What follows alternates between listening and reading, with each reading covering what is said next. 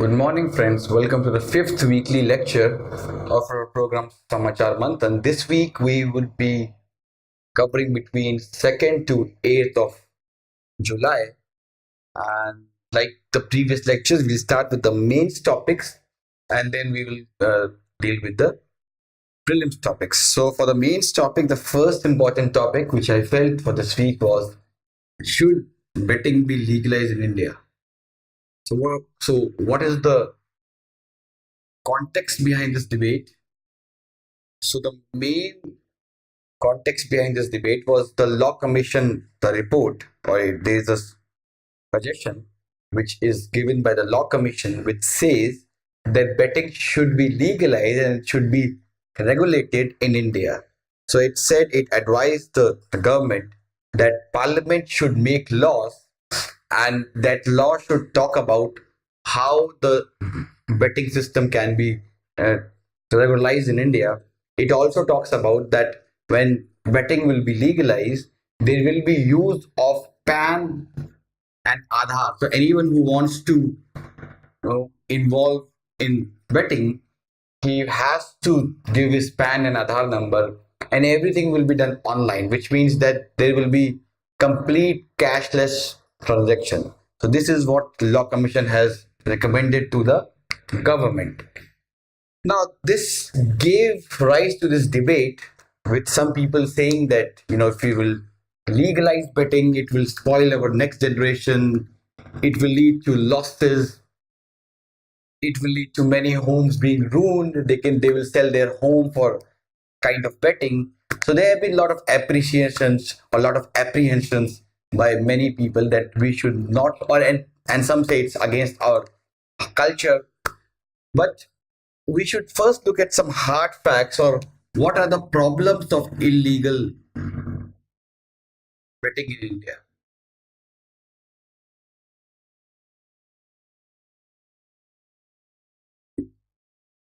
First issue is that it leads to black money.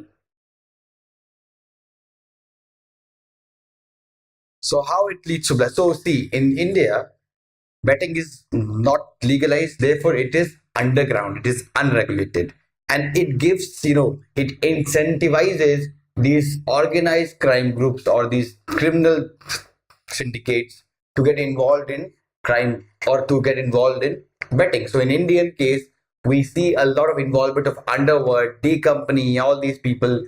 They are very, very major player in betting industry because it's illegal, right? So it's illegal, so everything will be done underground, and when it will be done underground, then there will be no accountability, and when there will be no accountability, it will incentivize the uh, criminal groups to enter this. Second thing, or second problem of illegal betting in India is it leads to match fixing. So see, these people who invest their money in betting, as I have said, that most of them are from criminal background, or they are part of criminal organization. So therefore, they are not like usual businessmen, right? They want profit at all cost, because the kind of work they are doing, it is a risky work. So therefore, they don't. They will not be like businessmen that I will try my best. If my luck permits, I will win. If my luck don't permit, I will lose. So therefore, they believe in 100% surety. So for that, what they do is that they are involved in match fixing, because when they do match fixing, then there is 100% guarantee that they will earn a lot of money from this industry, because once you know the outcome, then you can bet 1000 crore in that, and you know that the outcome will be that X team will win. So you will make 5000 out of 1000. So those who are uh, those who want to know more about the nitty-gritties of this, I advise you one show that was in Amazon Prime. Forgetting the name, it's by Vivek uh, Oberoi and Richa Chadda. It deals with the betting problem in the IPL industry. So you should, if you're free, you can watch that show. that tells you about how betting is done by the underworld and all. So uh, this is again a problem. Match fixing is again a problem of illegal betting. If we regularize the betting, if we make it legal, then the person or the bookmaker, he will be thinking about his reputation. He knows that if there will be allegation of match fixing against him, then he will lose all his customer, and also law will get to know, and law will and the legal authorities will punish him. Because in if something is legal, then one thing which is very very important for any business to be successful is reputation. If your reputation is hurt, then no customer will come to you and law will also reach you. Therefore, illegal betting also leads to match fixing in India. Next is setback to economy. Setback to economy and national security. Now, this happens how? See, the money which is earned, it is not shared with the government. Government loses in the form of taxes. They don't get any taxes from this $1,000 industry, from this $1 billion industry, right? And also the proceeds and these criminal syndicates, they earn lots of money from this, and this money is used to further perpetuate crime in India. So this is a kind of a source of income for these criminal syndicates, and the money which they earn from this, they use it for further proceeds of crime. So next part is why it should be legalized. So first of all, that without legalization, as we have discussed, it will continue in a unregulated form.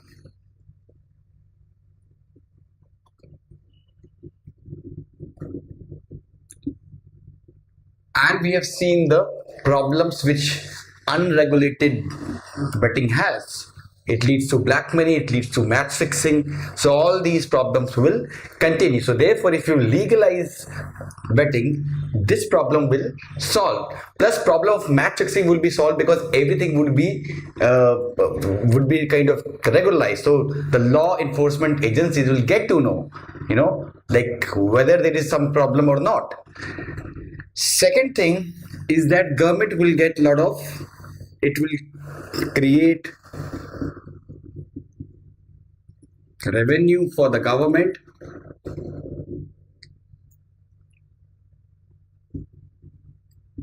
and jobs for the economy.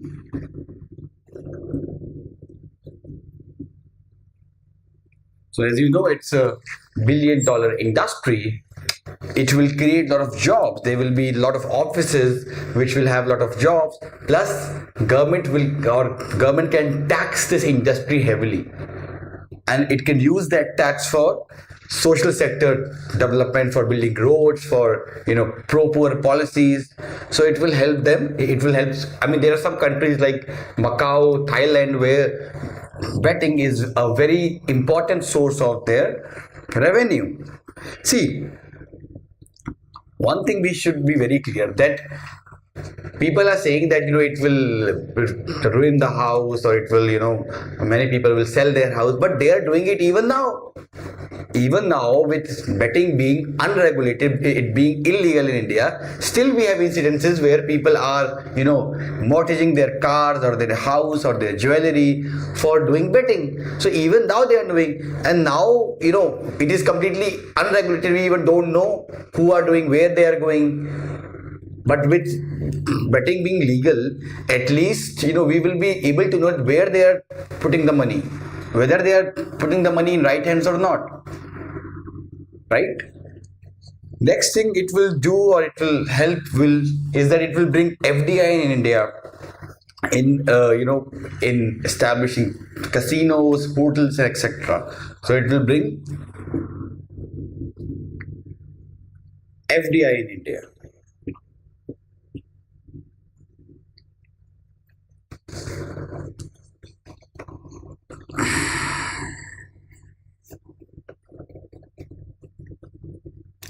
Next is way forward.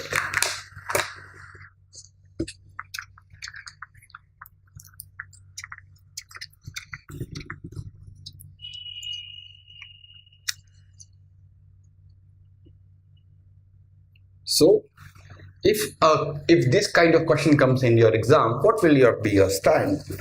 Will you support it or will you reject it? So my point, or what my experience tells me, is that I should take a middle ground. So I should say that yes, it should be legalized, but there should be strict regulations, because see, this is betting is a vice which cannot be even in Saudi Arabia, which is the most regulated, or even in the erstwhile Taliban state, which had a very strong laws against betting still flourished there. So it is a kind of a vice which has been there since the start of this civilization, and it will be there even if you ban it or if you don't ban it. So the thing is that you cannot eliminate betting. That thing we should be very clear. Since it cannot be eliminated, our job as a government should be to regularize it, to regulate it, so that there is no black money involved in the system, so that there is no attraction of mafias into the system, to ensure that things go transparent, right? So that should be the job of government, because even the society as a whole, they don't now they don't consider betting as something immoral. So according to a 50 survey, 83% of the people said that, but if we regularize the betting, if we regulate the betting, it will be more beneficial for the society. So even the people want this, even the people believe that betting should be allowed. Therefore our job should be to allow it, but regulate it completely regulate it. So or we should follow what law commission has said, that any transaction with respect to betting can only be done by showing PAN card or Aadhaar card, and it should only be done through online medium. So there will be no cash involved in it. So that could be done to ensure that there is transparency in the market. Let's move to the next issue, which is a report which says that India no longer has the world's largest number of extreme poor people.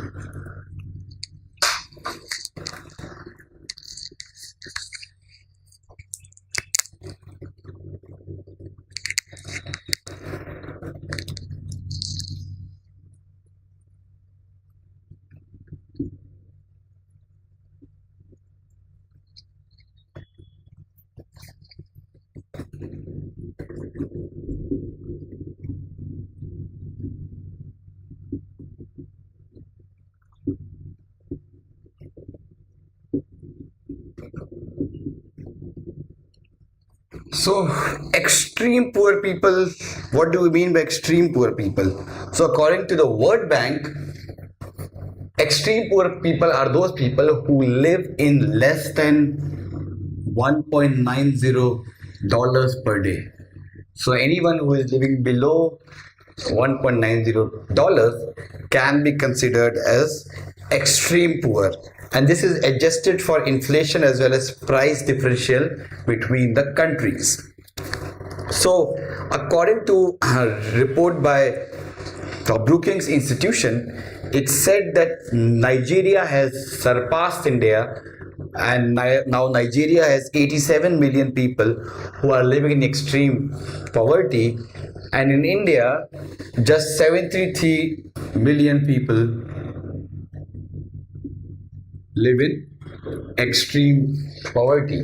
The report also said that by in next 4 years this level will drop to 20 million.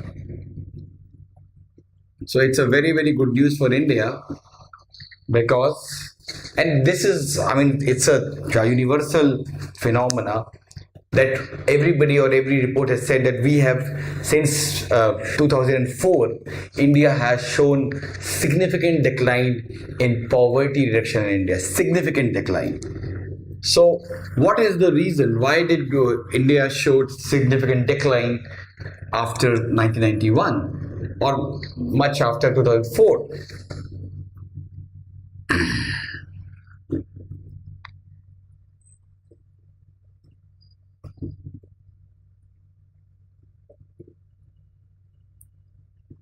First reason is high economic growth. So, before I explain this, let me tell you two school of thoughts in economics in poverty theory, which you can quote in your essay paper and even in your GS paper. So, there are two school of thoughts, which is a big debate in economic theory. Sen versus Bhagwati. There are two great economists, Amartya Sen and Jagdish Bhagwati. Both uh, are kind of a development economists, but both differ in the view about what should be done first. So Bhagwati said that a country should first focus on economic growth. Once you focus on economic, because he said first focus should be on increasing the size of the cake. If the cake size is this, then you don't have much to distribute. I mean, a small cake, you cannot distribute much. But if the cake size is increased to this much, you will have more opportunities and options to distribute a larger pie to the people. So therefore, he said that economic growth should first focus of the government should be on economic growth, and once economic growth once you go for like 1 decade or 2 decade, then you have money, the government has resources to launch pro-poor policies. And once you launch pro-poor policies, then you will be able to significantly reduce the poverty rate. Amartya Sen, on the other hand, says that first we should focus on improving social sector, health, education, land reforms, because without this you cannot have economic growth. According to his philosophy, that no country in the world has witnessed economic growth without having a educated workforce and a healthy workforce. So he says first focus on social sectors, and once they are improved, then economic growth will happen automatically. So in this case, Jagdish Bhagwati is somehow who is making this proven, because we face higher economic growth and that has significantly led to poverty decline in India. Second reason why we have faced, and this is not my saying, this is the saying of EPW articles and so many other, even Arvind Subramaniam said that right-based approach, right-based paradigm of the UPA government also played very important role in decreasing poverty line in India. So what do we mean by right-based paradigm? It means that you are given right, something is given to you as a right, that you have right to information, right to food, right to education, right to work. It means that the state will have to provide that. As a citizen, it is your right, it is a fundamental right to get that. So this approach, even right to health through the NRHM scheme, these right-based paradigm of UPA government played a significant role in decreasing the poverty line in India. And according to Tendulkar committee estimate, India almost halved its poverty in 8 years of UPA rule. So in 2004, the poverty line in India, or poverty in India, was 38%. It decreased to 21% in 2011-12. So if you talk about Manrega has given what? Manrega has given work to people. And once you will have work, you will be no longer poor, because you already have your agriculture work and this is your side income. So if you get side income of 2,000, 3,000 rupees a month, then definitely you will not be poor. right? Even there was this. If you have time, you should read that uh, paper uh, by Mihir Shah. It's an EPW. So it talks about how PDS and midday meal played, or its share in, or 40% of the reduction in poverty between 2004 and 11 can be attributed to well functioning of PDS and midday meal scheme. So as you know, PDS, the leakage was something around 70% in 2004. In 2011-12, thanks to the good functioning of states, this leakage decreased to around 20%. And midday meal also, the midday meal allocation increased significantly during these 8-9 years. So all of them contributed to 40% of poverty reduction between 2004 and 12. Because see, what this PDS and midday meal did is that it ensured that the people get cheap food. Since they get cheap food, they have, or even with low income, they can still meet their needs. Because food is a very important component of expenditure in poor families. Once the need of the food is met by, or it is met through PDS, then you have, even with less money, you can fulfill all other needs. So that has led to this play. Even Manrega has provided about employment to 51 million people last year. And third reason is continuation of most of these policies by the NDA government. So on Manrega, they have increased expenditure. On other schemes also, they have increased expenditure. So continuation of the same policies by this government has also led to significant poverty reduction in India. Next we come to is that there was an article in Live Mint which said that, so what I do is that in news I combine 3-4 news and articles together to make one topic. So there was this article in Live Mint which said that we should not be very happy about this news because we still have a long way to go. So next heading is why the celebration is premature.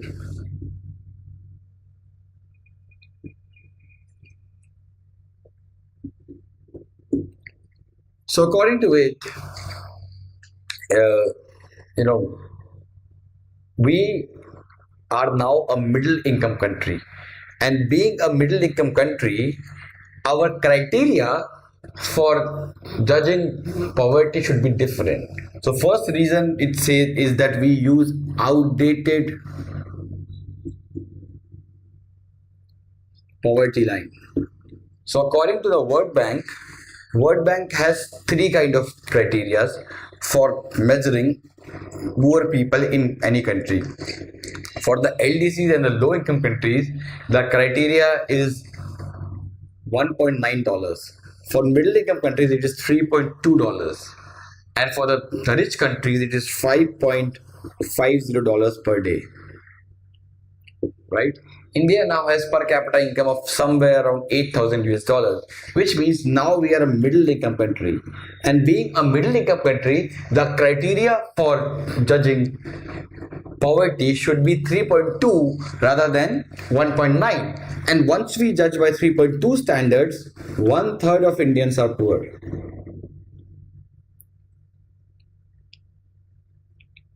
This is a great number. 1/3 of Indians are still poor. Second thing is that our policymakers should accept the new realities.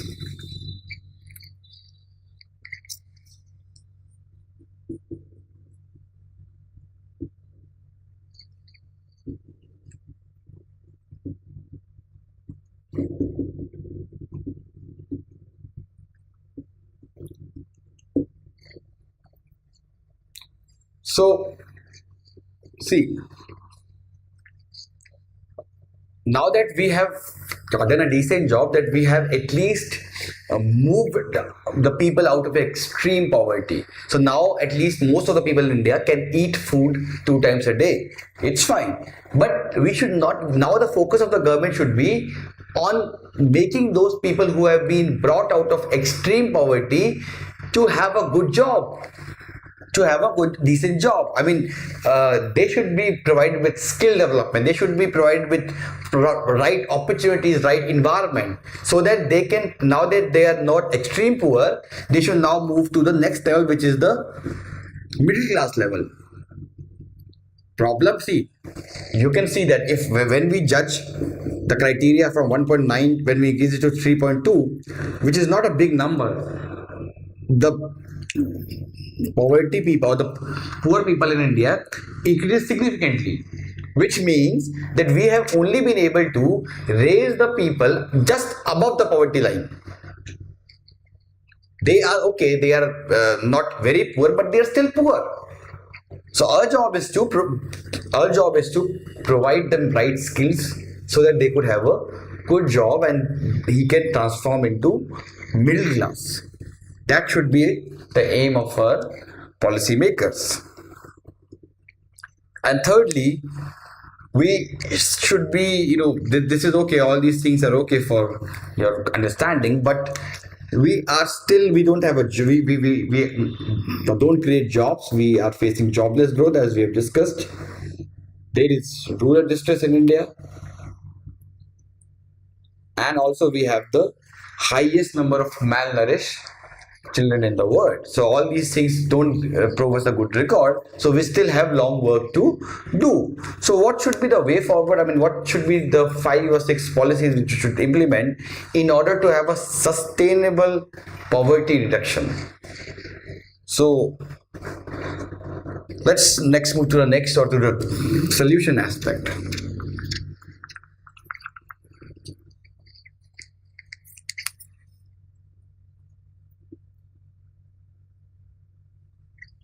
So first thing we should do is that we should accelerate the rural poverty reduction.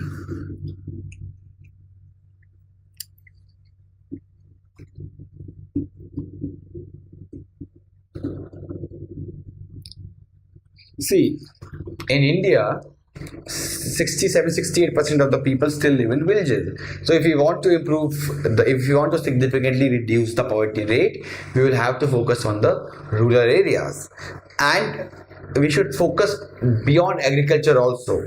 So we should create small industries. We should focus on food processing, so that because see, in agriculture, problem in India is that we have a problem of disguised unemployment, that more people are working on the field than required. So what we should provide is that we should provide non-agriculture opportunities to people in rural areas, and once they will do that, they will be outside the poverty line. I mean, we should also focus on connecting rural areas with the urban areas. We should, implement that dream of APJ Abdul Kalam, which is of creating more kind of Pura, which is kind of a smart villages, right? All these things will play a important role in sustainably decreasing poverty line over the next few decades. Next is we should focus on creating better and more jobs. So problem, as we have discussed, is that the people who are leaving agriculture, they are not going for white collar jobs, or they are not going for organized sector jobs, or they are not going for formal jobs. They are going to low skilled, low pay, unorganized sector jobs. So we are creating jobs, but the job are not they are not of very high quality. And plus we are also, I mean, these are people who are working, who any day they can again fall below the poverty line. So we should focus on creating more white collar jobs, more stable jobs, and more jobs also. So for that we have to focus on MSME sector. Because that is the area which can create mass scale of jobs, and that can observe those people who are leaving agriculture. Because in next few decades there will be more and more of people who will leave agriculture, and when they will leave agriculture, where will they go? Because service sector cannot absorb a lot of people, as I have discussed in the last lecture itself. The IT and telecom and all these booming industries, they are not very job intensive. So it will have to be MSME sector, which will have to absorb. Then they will. Next thing is the tourism sector. Even they can absorb a lot of people. Next, we should focus on women and ST. So as we have discussed in the last 2-3 lectures that the labor share of women, the labor participation rate of the women have been declining from last 1-2 decades. So therefore, if we want to reduce poverty in India sustainably, we will have to focus on them. I mean, we cannot leave 50% of India's population on their feet. Will have to ensure that they work. Same goes with ST. ST people, their condition has not improved significantly, and we will have to focus some special programs on them. Next is creating more good locations.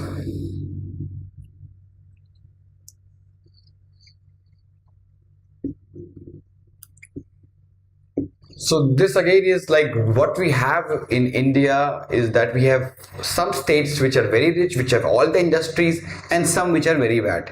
Now what happens is that the people from the poor state, they have to migrate to these rich states. Now rich states don't have that much infrastructure to sustain them. So that leads to that me, and plus they don't have that much of job. So what they do is that when somebody goes from Bihar to Bombay, he does not get a organized sector job, he gets an unorganized sector job, and that is a problem.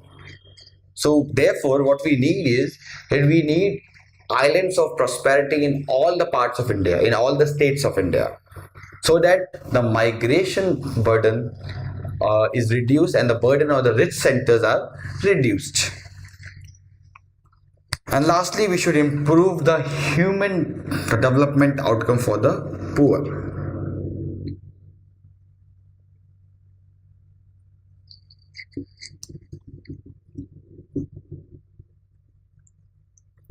This is a very, very well known point which I don't need to brief. So this ends the second topic, which is India no longer has the world's largest number of extreme poor people. Next topic is police reforms. So this is again a very, very, very important topic, very important for your mains GS paper 2. And this is a ongoing topic which has been in news. I mean, it's an evergreen topic. It will always be important. Any year UPSC can ask a question on it. So recently it was in news because Supreme Court has ordered that from now on DGP of a state will be appointed on the recommendation of UPSC. So what UPSC will do is UPSC will tell the state that here are the 3 names which we believe are they are suitable for the post of DGP, and after that the state will choose one name out of those 3 recommended names, and UPSC will take into consideration the efficiency, the merit, and most importantly how many years he has left in the service. So UPSC would ensure that at least the DGP have a tenure of 1 or 2 years. So all these things UPSC will ensure, right?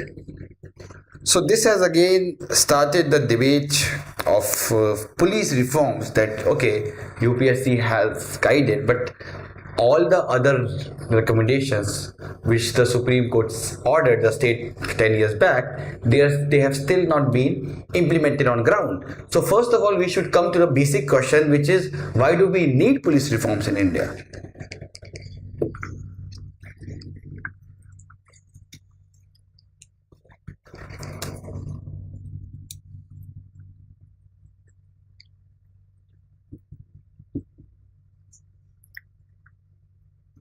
So see, when the police was established in India in 1850s and 60s, the main or the sole purpose of the police in India was aggressive.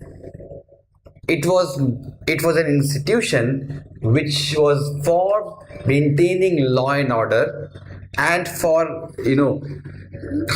ensuring or for having intelligence with respect to rise of nationalist movement in India, and thirdly for curbing any nationalist tendencies in India. So therefore, it was given supreme power. It had the power to arrest anybody. It had the power to charge anybody on the issue of sedition. All these powers were given in the 1861 Police Act and the 1870 Indian Penal Code. The problem which happened, that the police was established in a dictatorial or in a authoritative regime. It was established in India in an authoritative regime, but in 47 we became independent. So when we became independent, the police failed to adopt itself into democratic structure. It still considered that himself as an overlord, as a superior boss, because we did not change the laws. So the first reason why we need police reform is because of archaic laws. We did not still the police in India is functioning with this 1861 Act and this 1870 IPC Act. And these acts say, 1861 Act says that any police officer of even of the lower rank can arrest and put in jail anybody for at least for 24 hours. IPC says that sedition charge can be imposed on anyone. So all these, since the police derives its power from these two laws, they have unlimited power. They have discretionary power, which is not suitable for any democratic regime, and which is the reason why they kind of misuse the power.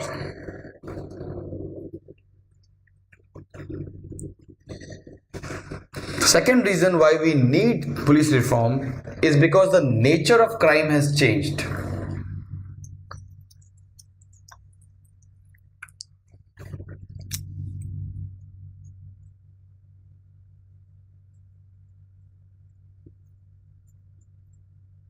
So we are living in 2018. Now now we have more of economic crimes.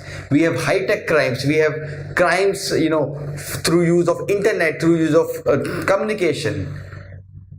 So level of crime, the sophistication of crime has increased significantly, but our police has not changed it. It has not, so therefore they are unaware of the crimes which are committed using the use of technology. Thirdly, we have overstretched police. So we have one of the lowest police to people ratio in the world. We have 140 people, 140 policemen for 1 lakh people, which is one of the lowest in the world. And therefore, a lot of posts are vacant. Therefore, we have police who govern over a large group of people, and who work for like 18 hours a day. Therefore, they are overstretched. Next is there is growing lack of trust on police.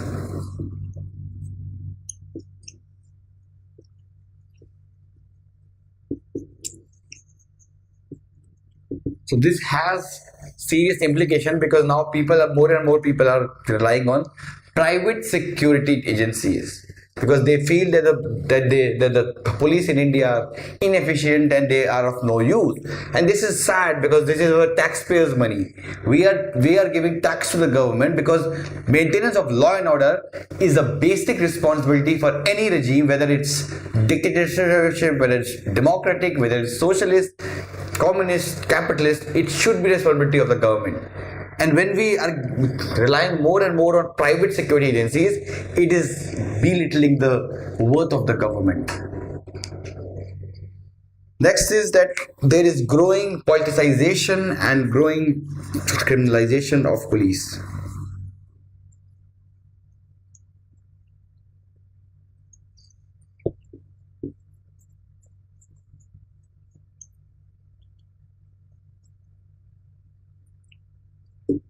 So, growing politicization is because now the police officers are, they are inherently they become supporters of a political party, and therefore, a lot of them have this kind of thing that okay, if this government will come, I will get good posting. If the opposite government will come, I will get bad posting. So the merit thing goes into the back door. Then the caste and the community and the kind of favor you did to any politician, that comes into forefront. So that is a problem. Second, and also there is a lot of political influence on police. It's the politicians who dictate the terms to the police.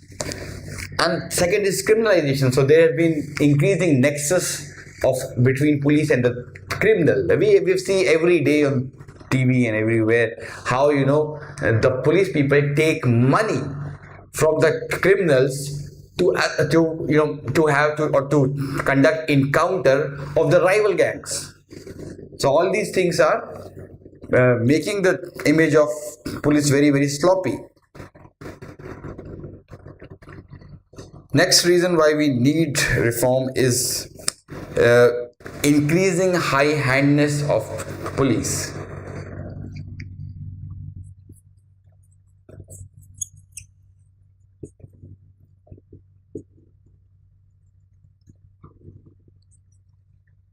So, as the human rights report says, that there have been 206 killings of encounter in last 1 year.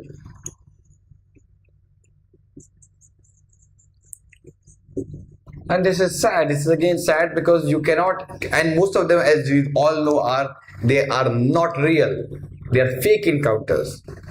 So this is again, this thing is making mockery of democracy. You cannot. There is a proper rule of law.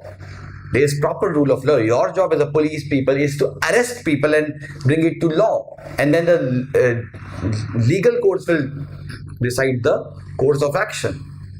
But without even bringing him to the court, you are killing him. That cannot be accepted in any democracy. Next is we require, or why do we require, is that because we are now facing higher economic growth. And as you know, that without proper law and order, economic growth cannot happen. Why don't you find a lot of industries in Jharkhand or Bihar or Chhattisgarh or Northeast or J&K? The reason being that there is a problem of lack of law and order, or even UP, lack of law, and because of lack of law and order, many industries or industrialists will never ever invest in that state, even if you give any kind of tax incentive. Like there was this incident a few years back when in Maruti industry in Manesar, when there was this GM of the plant was killed, and then it led to repercussion that a lot of factories or a lot of offices started shifting to Noida, because they kind of lost faith on the law and order of Gurgaon police. Next is that they have outdated arms and equipments.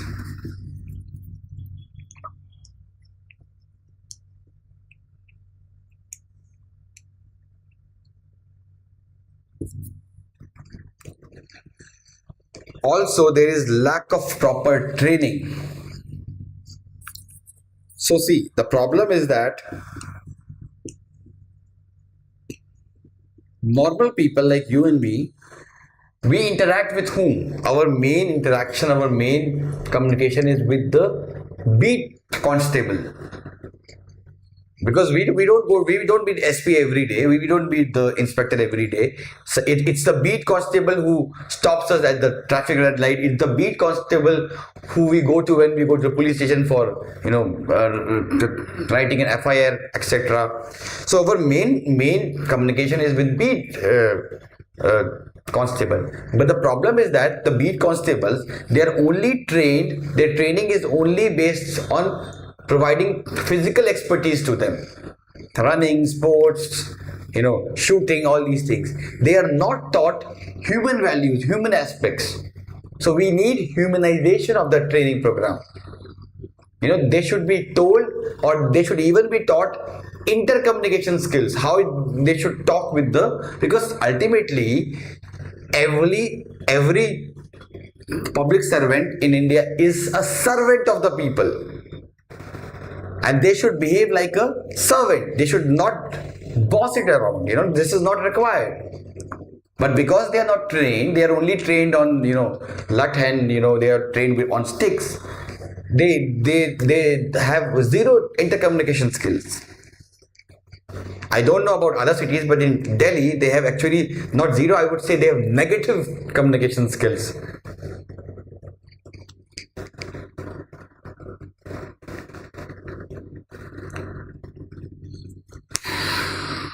So what were the directives of the Supreme Court?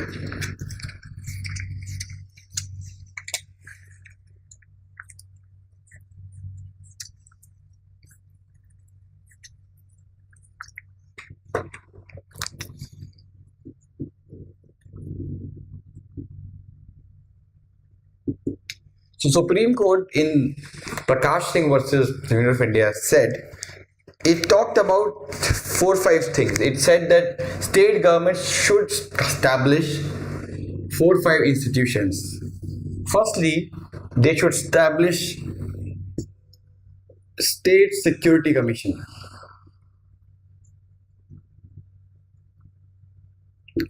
And job of State Security Commission would be to lay down broad policy guidelines. How should you assess the performance of police? What should be the do and don'ts which the police should follow? So and what should be the transfer policy? All these things would be laid down by the State Security Commission at the state level. It talked that at the central level, National Security Commission should be established, which will play the same role for the CAPF or Central Armed Police Force officials. Third would be, it recommended that there should be separation of law and order and investigation police. So what is the difference between law and order and investigation? So if you are SP of a district, you are part of law and order agency. If you are in CID or CBI and all these things, CBCID, then you are part of investigating police. So it said that there should be clear-cut separation of law and order and investigation police. Fourth institution which they said which should be established is the Police Establishment Board. And what would be the job of Police Establishment Board? It would ensure the transfer, it would decide the transfer and postings and promotions and other service related matters of all the police officers till the rank of DSP. And lastly, it recommended the establishment of Police Complaint Authority.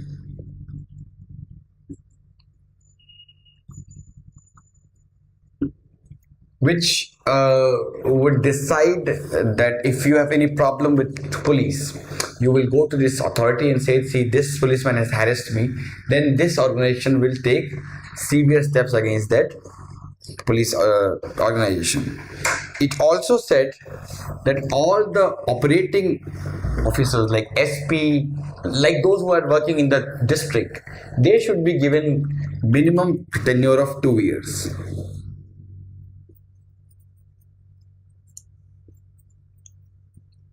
So they recommended that frequent transfer posting should not take place unless and until there is a very, very big lapse or there is a very, very important lapse committed by that officer. What is the status of the SC directive? So according to the recent stats, it shows that most of the states have not implemented these recommendations, and wherever they have implemented, they have not given these bodies any tooth. So they have been toothless bodies. So in these police establishment board, they have filled their own people.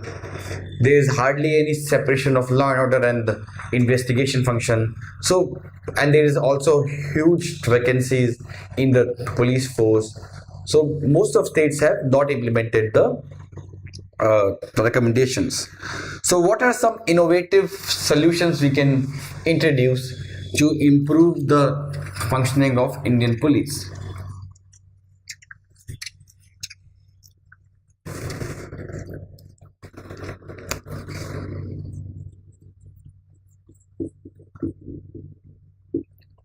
So we can follow or we can learn from the New York Police Department.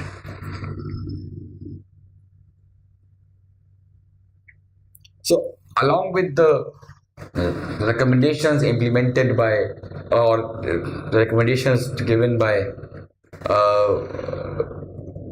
Supreme Court, we can also introduce these innovative measures. So these points, fetch you extra marks if you give example of any country's police, because those points are normal points. Everybody will write.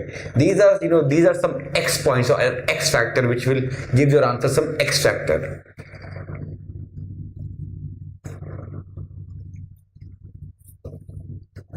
So New York Police Department, what it did was it introduced a system which was known as CompStat.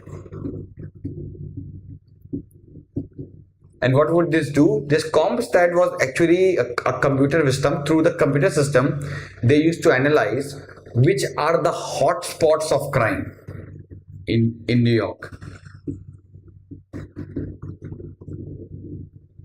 And once they kind of generated that, okay, these four areas are the hot spots of the crime, then what it used to do was it used to increase the police patrol in that area.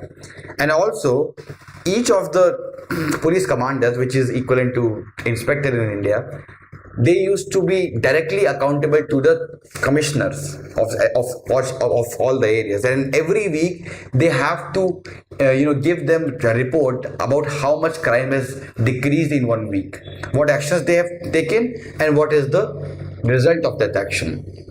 So all these things they had to give to the commissioners.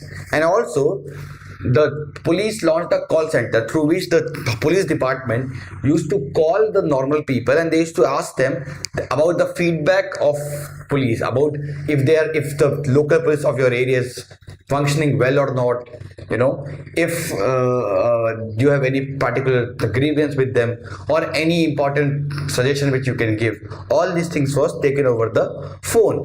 Based on the feedbacks, the headquarters used to again reinvent its policies, and it used to focus on their weak areas.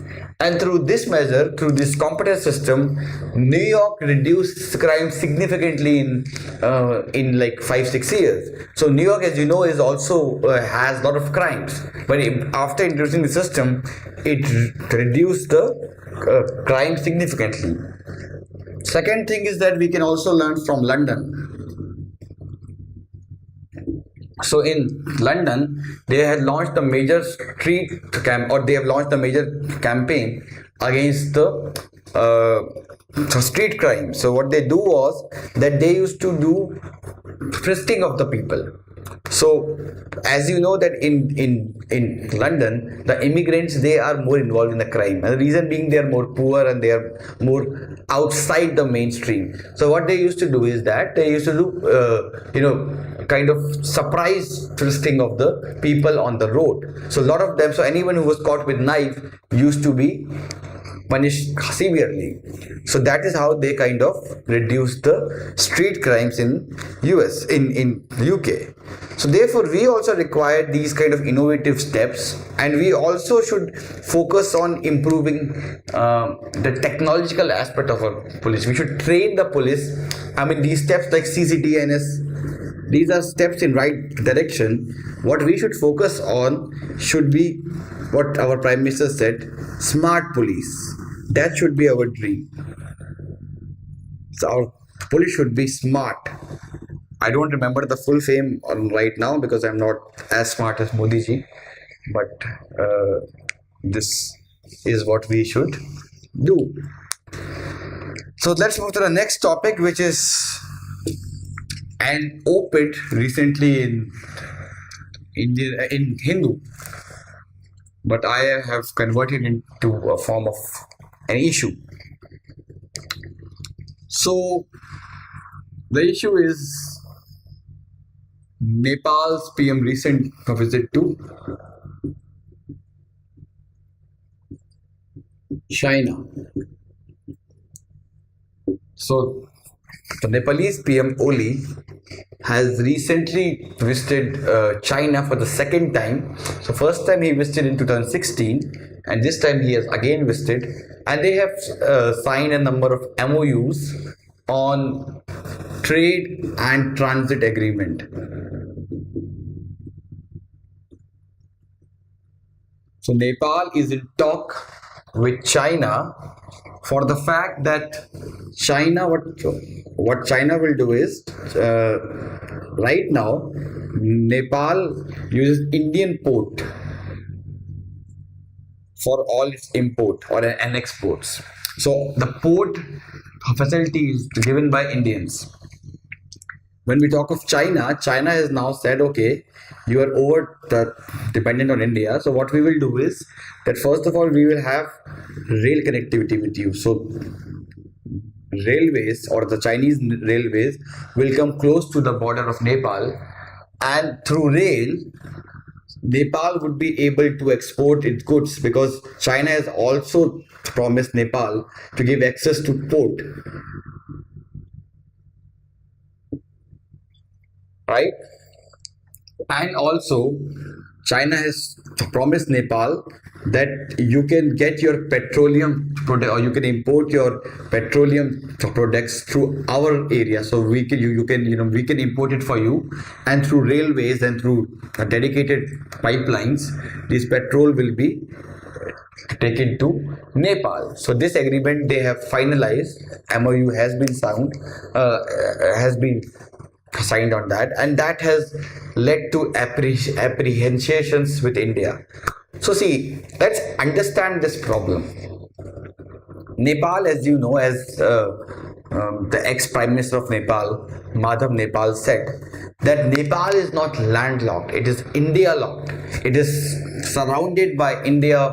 I mean, it has, for everything it is dependent on India, for its import, for port facilities, for import of arms, for everything it is dependent on India.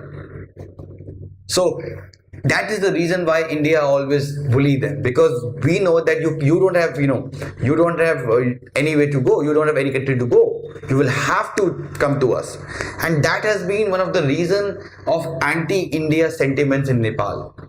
So Nepal, this blockade happened recently, but the anti-India sentiments in Nepal is not because of this blockade. It's been always whenever the government in Nepal fails, it blames it on India.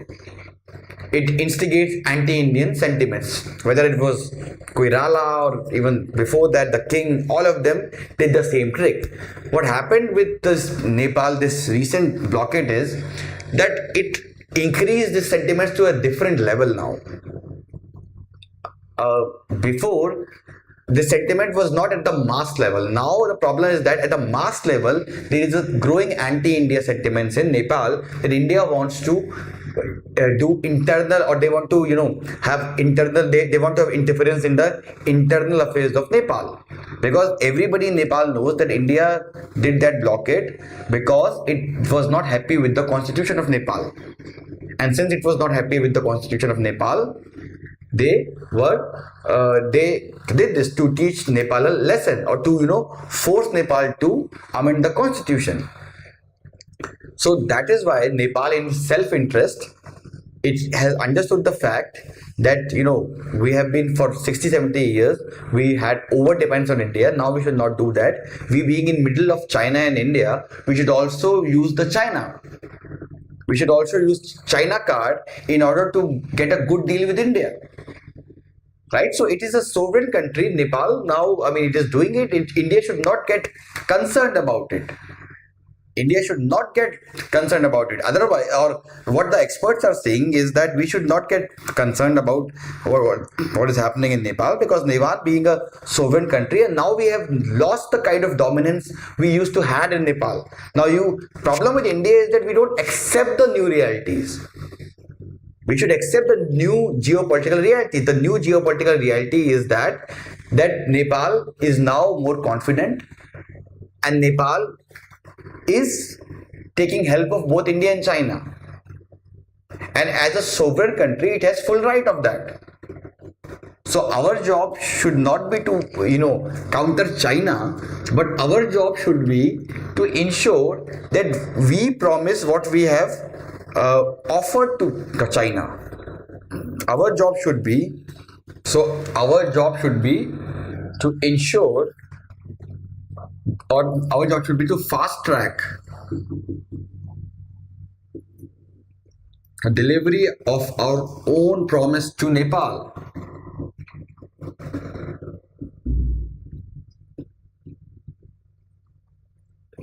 See, this kind of question can come in the exam, which says that Nepal is growing, now growing close to China, and should India be? How should India respond? This could be a very probable question for your mains exam. Is this year, probably next year also.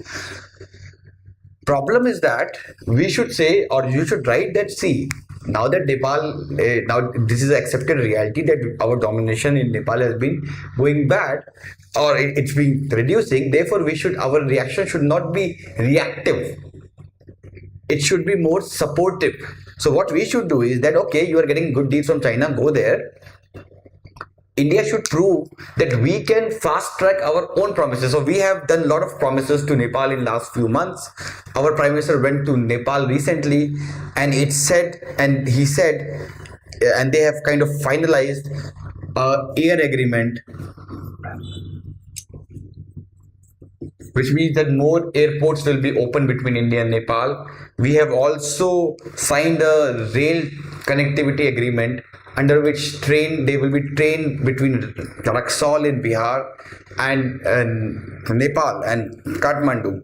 We have also signed an agreement on inland waterways. We have also announced that we will both develop a hydropower project in Nepal, which India will fund.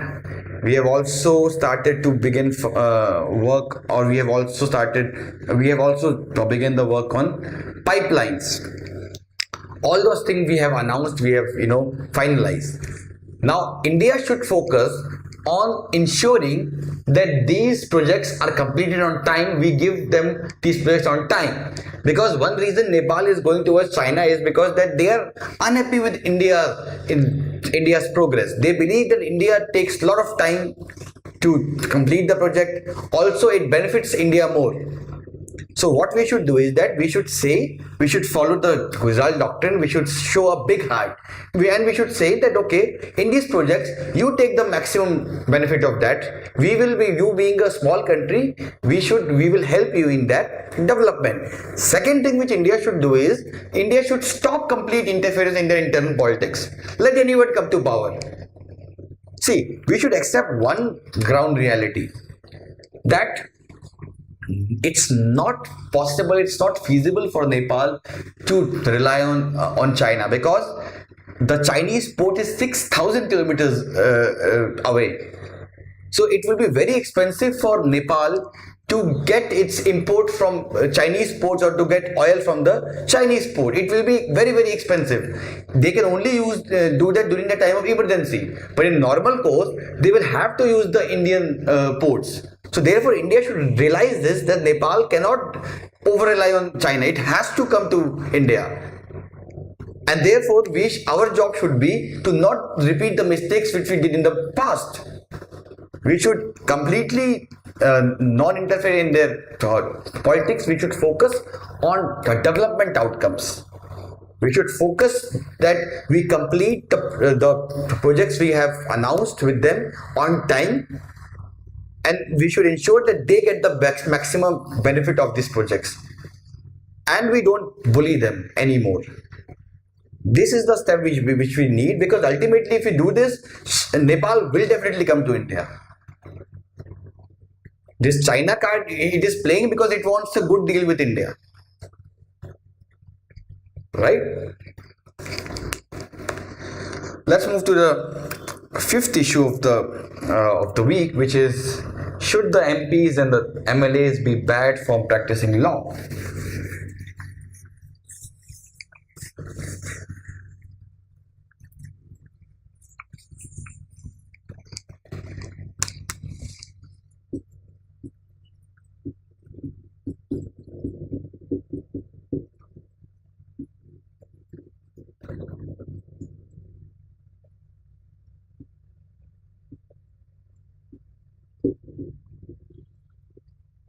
Now, recently, Supreme Court has reserved its order, or it has reserved its verdict on a plea which said, or which demanded, that MPs and MLAs should not practice law. As long as they are MPs and MLAs, they should stop practicing law. This was the demand of the plea.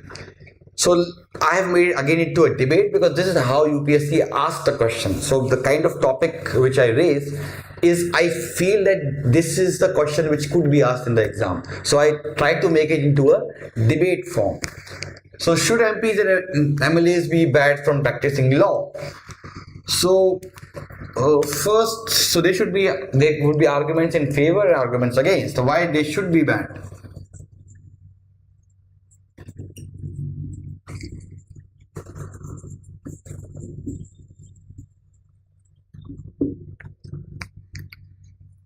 First of all, it violates the Bar Council of India rules.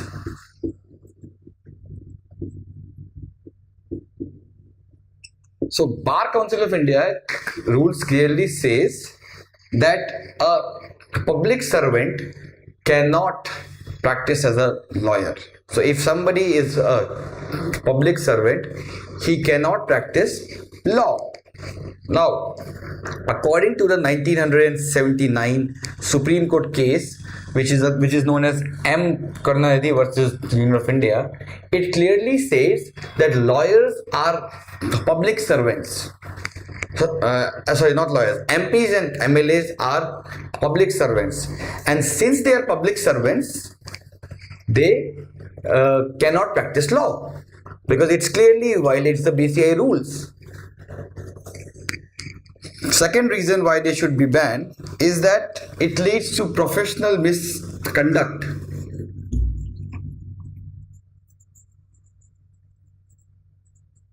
Hi, because they are taking money from the government, they are withdrawing government salary, and as a lawyer, they can also stand against the government.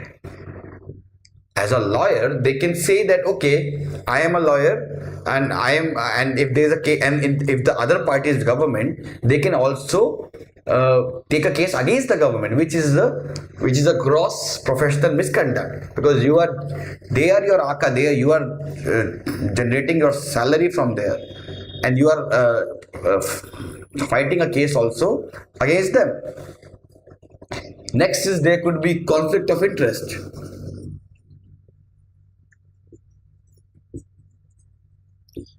So suppose I am a lawyer of Vijay Mallya, and there is economic offenders bill, and I'm also MP, and there's economic offenders bill which is being discussed in the parliament. Naturally, as my client interest is against the bill, because if this bill will be passed, it will be more easier for India, or it will be more tougher for Mallya to save himself. So being an MP and being his lawyer, there will be conflict of interest. I would personally want that this bill not to pass, because it would hurt the interest of my client. Next is that MPs and MLAs are full-time jobs. So you get salary, you get bungalow, you get car, you get house allowance, this allowance, everything you get, because the government expects you that you will do a full-time job as a parliament. You will take care of your constituency. You will raise right questions in the parliament. But if you don't do, but once you are a lawyer, you don't have time for attending these parliamentary duties, because once you are a MP or once you are a lawyer, your most of the time is in court. So you don't have much time for doing your parliamentary duties, and this is gross injustice for our democracy. Next is why they should not be banned.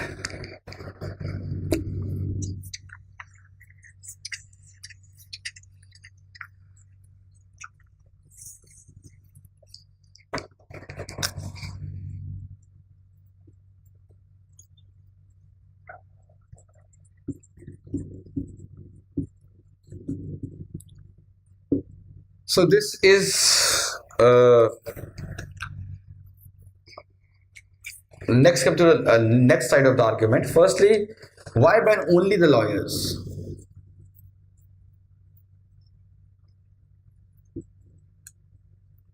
I mean, if the main logic behind banning lawyers is that we need full-time MPs, then we should also ban people who or MPs who are in other professions, like who are architect or who are CA or who are doctors. We should also ban them also, because the law should not only be selective on only lawyers. If you want full-time MPs, you should ensure that nobody will do his business, nobody will be architect, nobody will be doctor, nobody will practice his medicine. All these things you will have to then clarify. So this is one kind of stand. Second is, diversity of profession enriches the parliament.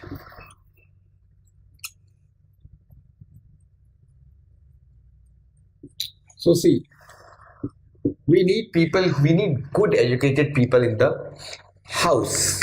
Because there are a lot of aspects, there are a lot of legal inbuilt, there are a lot of legal tendencies or legal words which only a lawyer can understand. Therefore, it is preferable if a politician is also a lawyer, because if he is lawyer, he will get to understand, he will know the nitty-gritties of the bill.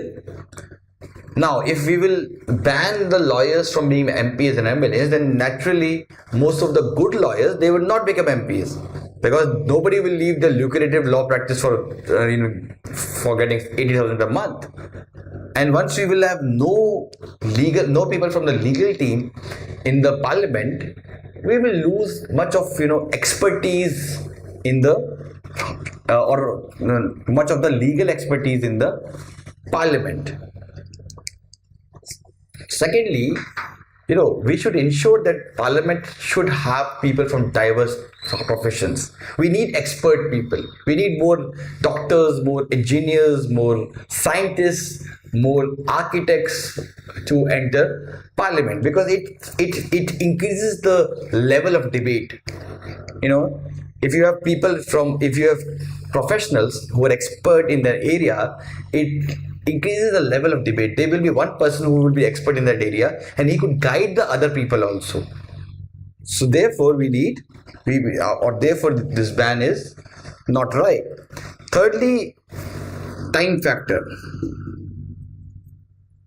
So this argument, in that argument that why they should be banned, we said that we need full-time MPs, and if somebody is a lawyer, he will not do his parliamentary duties.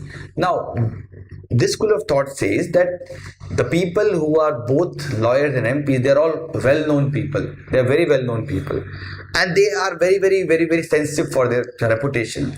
So therefore, they will not neglect any of them. They will ensure that some part of their day is in legal practice and some day in the MPs. Because why would these people who have created a name over last 40-50 years, why would they spoil their name if they can't adjust. I mean, if they would have felt that they cannot do the duties of MP, they would never accept the order, or they would never accept the offer of of becoming an MP, right? So these people, who there are a lot of people in India who are doing a lot of jobs and they are doing it very well. So it's about smartness, how well you manage your time. So this time argument that they will not have time, they believe that this is a crap. There are a lot of people who have been doing 3-4 jobs, and they're doing all these 3-4 jobs very, very well.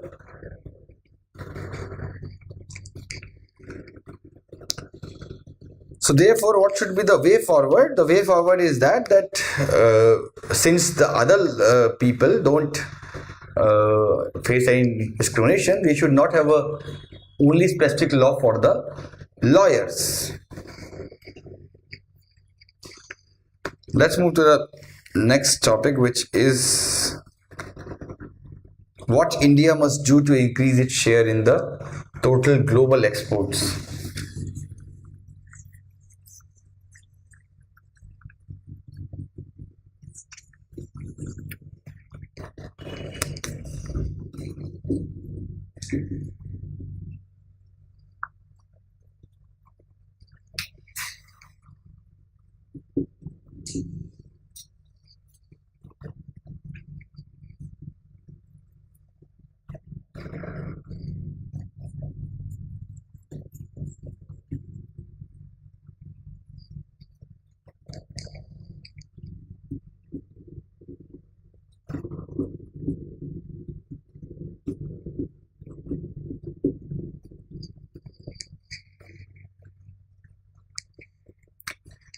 So, according to the economics survey of 2017 and 18, India's share in the total export or total world export is just 1.7%,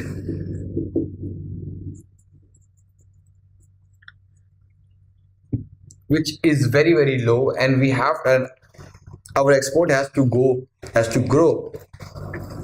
at 26.5% in order to have 5% share in the total global exports. I mean, being a very, very large economy, third largest economy through PPP mode, the share is very, very low. 1.7% is really low.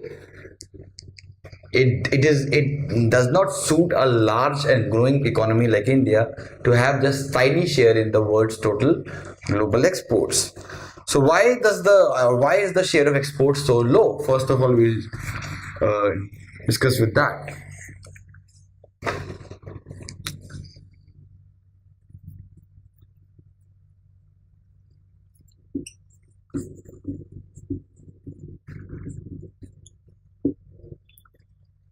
So first reason why it's so low is because India's exports are less sophisticated.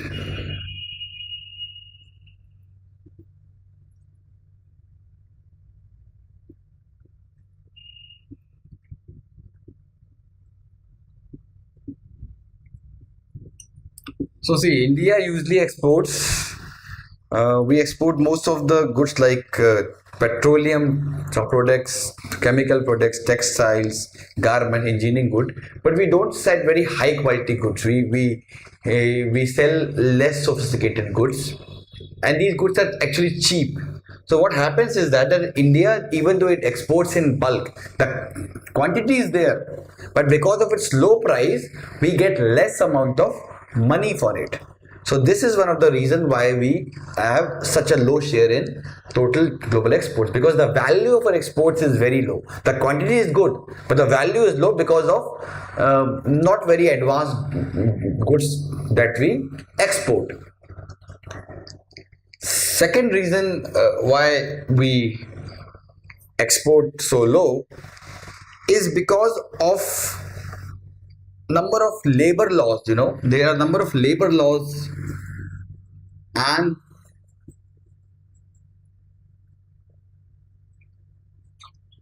regulatory laws in India. So see, many of the industries till now, they were reserved for the small scale industry sector. No big corporate could enter the market or could enter these industries, which meant that only the small and the medium scale people, they have entered these products. And since they had not much money, neither they had skills, neither they had money, neither they had proper marketing environment, they remained low. They remained not just low, they remained also small. And since they remained small, the cost of production increased, because I have discussed in the last lecture that there is economies of scale concept. As you produce things in bulk, the average cost decreases. So since these people did not produce in bulk, their average cost was very high, and since the average cost was very high, they could not export the goods, because you can only export the goods once your average cost is low. And secondly, because of labor laws, these industries or these corporates, they wanted to remain small, because they thought that if they will grow, they will have to follow these labor laws, which are very, very rigid. So therefore, they felt that it is in their self-interest to remain small. And again, it led to what? It led to higher average cost. Third reason why we have such a low share is because of non-tariff barriers.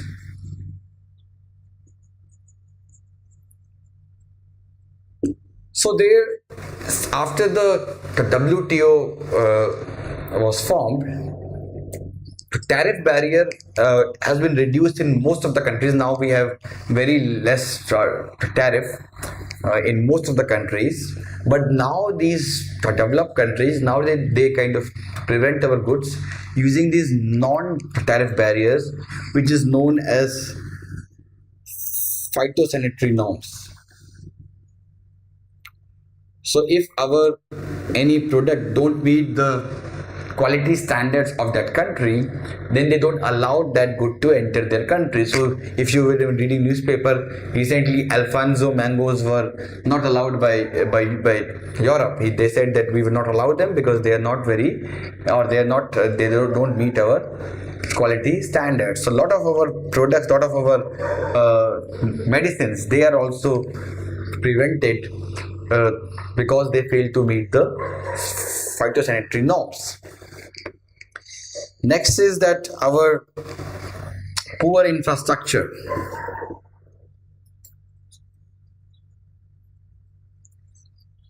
So as you know, the connectivity between the industrial town and the port town in India is very bad, because we rely more on road, and roads are generally more expensive. Road as a mode of logistics is expensive and is also slow. So that is why the logistic cost of India as percentage of GDP is 13 to 14%, and if we talk of the world, it is 7 to 8%. So this is also one factor which is leading to our low X, because since we don't have proper cold storage infrastructure, therefore a lot of agriculture and perishable commodities, they become spoiled once they reach the port, right? Plus we have plus in the port there are so many forms. The process is not very hassle-free. All these things increase the logistic cost of our exports, which make it uncompetitive for the rest of the world. Next is that our FTA benefits our partner more than us.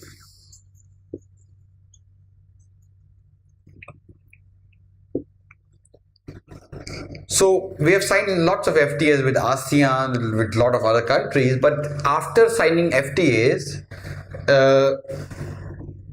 the imports from this country has increased, but our exports did not increase, because we mostly signed FTA in the goods sector.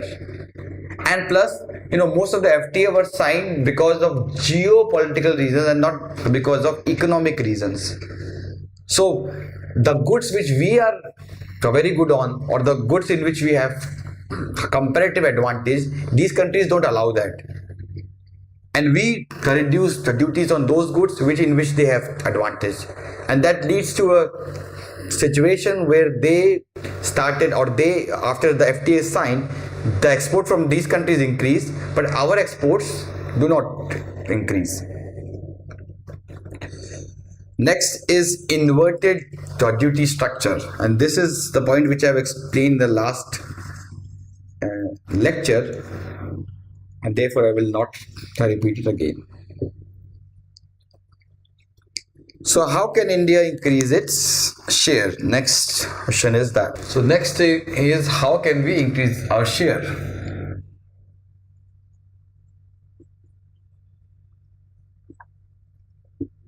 First thing we should focus is on, we should uh, focus on market based. So we should identify the markets where we can sell, or where we can increase our exports.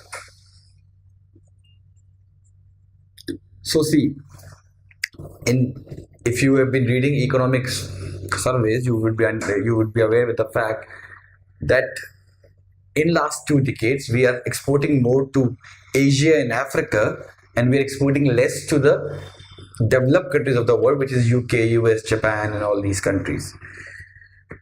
And all these countries, they are booming I mean, they most of the countries of Africa are doing really well. They are growing at 6, 7, 8%. A lot of countries in Asia are growing very well. A lot of countries in Latin America are growing very well. So our focus should be on these new markets. Before the Western companies come, we should ensure that we focus on these markets, because they can be a very good markets for our goods. Plus we have very good relations also with these countries. We have a soft power. We have already did a good job in improving health and education and in capacity building in these areas. Now the next step could be to increase the exports to these areas. Second thing which we should focus, it should be we should focus on,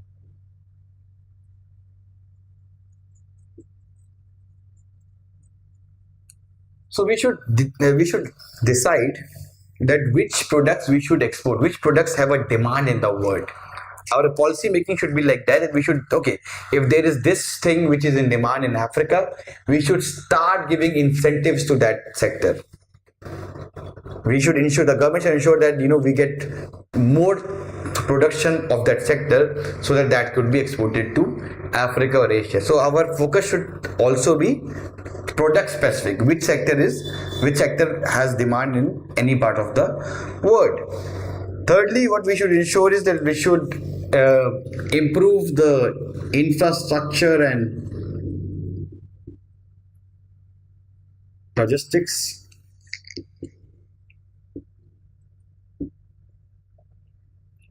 So for that, we are taking steps like the Delhi Mumbai Industrial Corridor. We have also implemented GST, which will make things, which will make the inter movement of goods much more hassle free. We are also trying to liberalize or simplify the export import forms and the process. So these reforms should continue, and actually we should focus on development of internal waterways, or because these are faster and they are also more cheaper. Next is, we should also ensure that FTAs are signed after due consideration.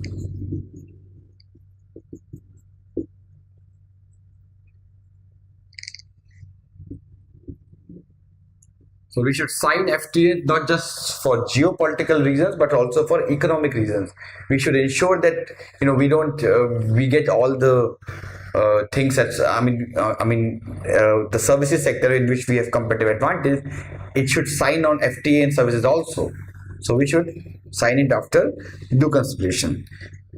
And lastly, we should focus on improving the standards of our products.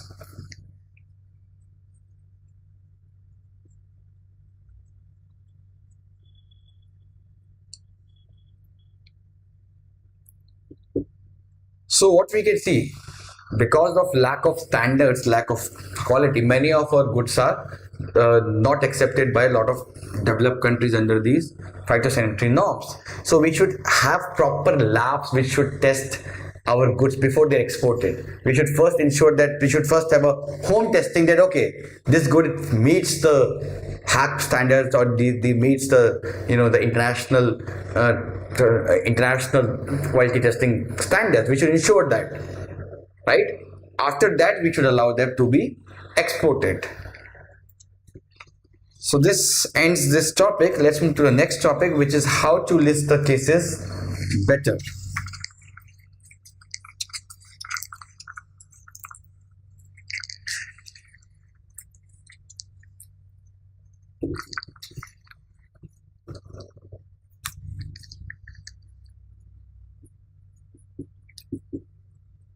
This is an op-ed which came recently, which name was op-ed was how to list the cases better.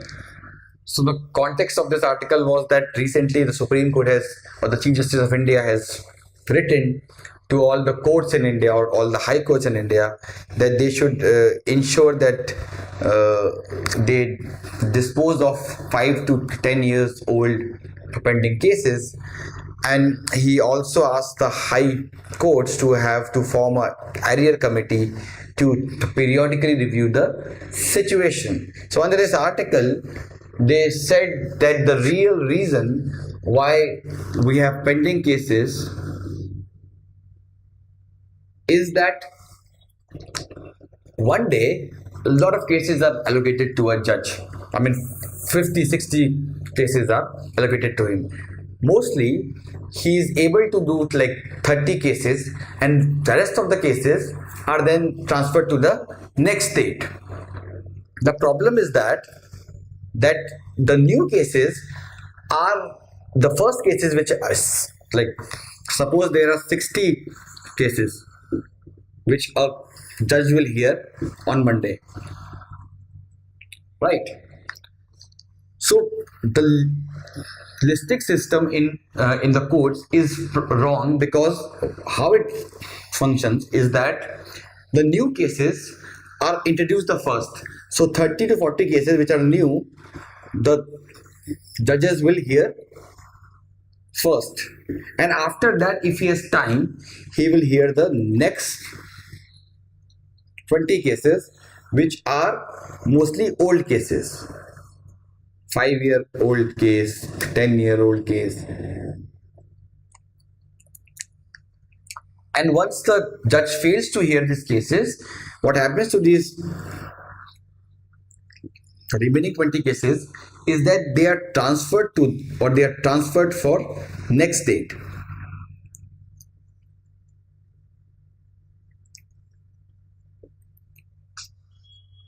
Right? That is why we have so much pending of cases, because then it is transferred. And a second reason the article says is that the lawyers, they don't come on the court, they don't come to the court, because it's a pending case. I mean, most of the cases the clients started, or the clients have stopped giving them any fees, therefore they don't appear in the court. And this is also the reason why we have cases pending for so many years. So therefore he suggested in this article that we should have the High Court should have a scientific review of the cases which are pending. It should have a deep study which should say in which stages the cases are pending the most, and what can we do to improve the situation. So it said that that it recommended that these cases which are in the morning, it should be the case should be mixed. So if there are like 30 cases which a judge can hear every day, then at least 15 should be new case, and rest of the 15 should be old cases.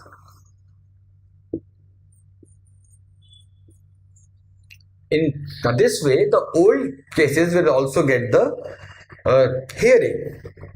So this is what they recommended, that we should have a proper scientific listing system. And if we will have that, we will solve the problem of pending of cases.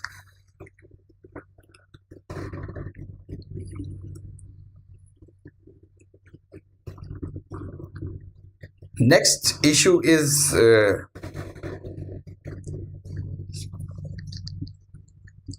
Project Shashakt, which is in news, and this has been recent government initiative to solve the NPA problem in the banking sector. But I am not taking this week. I will take that next week, because there is not much information about it, how it will function, and the proper micro level nitty-gritties.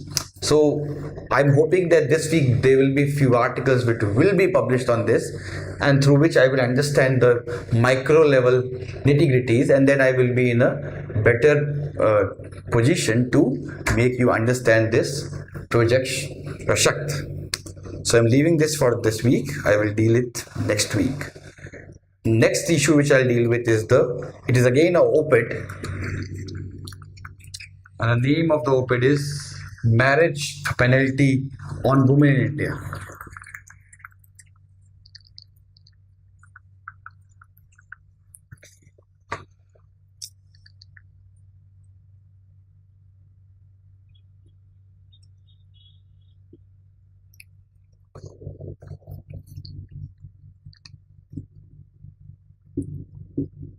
See, this op-ed says, which is a very, very important thing, which we all know, we have been discussing throughout the last two lectures, is that in India, let's understand the basic crux of this op-ed. It says that in India, because marriage and childbearing is a universal institution, which means that everybody, almost 98% or 99% of the people or of the women, they get married and they have child. It has a serious implication on the working of the woman, and this is one of the important reason why the labor force participation rate of women in India is so low.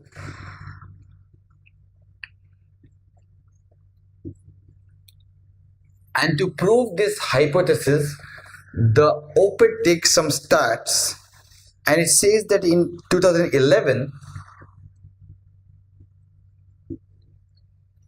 around 50% of unmarried women work.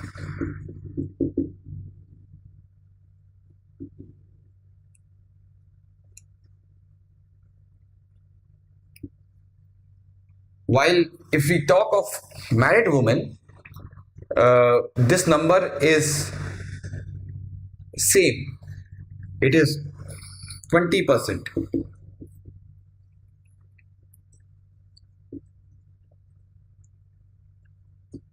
So you can clearly see the difference. 50% of unmarried women in India work, while only 20% of marriage women in India work. When we talk of men, in men's case, 95% of both married and unmarried men work.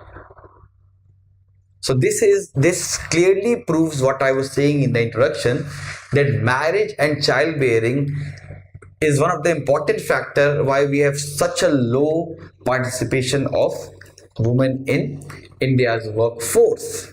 And therefore, the reason why we have it is because in India, after marriage, because of patriarchal norms, it is considered that your first duty should be towards your in-laws and towards raising child. And if you get time from that, then you can go for job. So this is the third, this should be your third priority. First priority should be your in-laws, second priority should be your child, and third priority should be that if you get time from all these two things, then you can go and work. That is the reason why many women after marriage, they leave job, and many of them after child, most of them leave job. So this is a really sad situation. The government has tried to improve that by bringing some laws like Ujjwala, because Ujjwala would mean that the girls would, they will save their time from bringing these sticks and all, so they will have more time to work. Also, they have done amendment in the Maternity Benefit Act, which increased the leave for the woman. But still all of them, and which also said that there will be a creche in the office, in all the offices which have at least 50 people. But all those things have not implemented on ground, and we need not just focus on skilling and educating the women, we should also focus on removing these patriarchal norms, and also to make the working condition easier for the married and for a woman who already has a kid. We should focus on that, and we had given suggestions in the last lectures how we could do that. Extend the window of job to 10 years more. We can have a creche facility in the workplace. All these things we can do to increase the participation of women, at least the married women, in the workforce. Let's deal with the last main topic of the day, which is Supreme Court upholds Chief Justice of India as Master of Roster.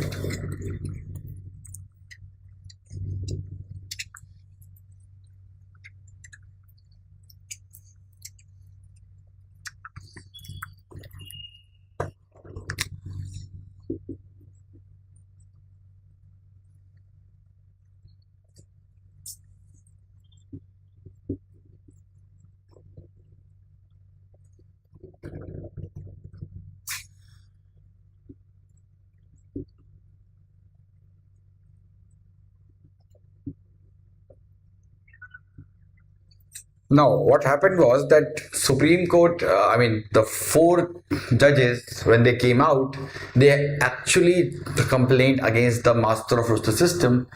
Later on, there was this petition by Shanti Bhushan, who was the ex-law minister, and it asked for that when we talk of Master of Roster means that it is the CJI, Chief Justice of India, who allocates the cases to the judges. So suppose there are 30 judges, it is the Chief Justice of India which will say, okay, this X related case, you will hear, Judge 1 will hear. Y related case,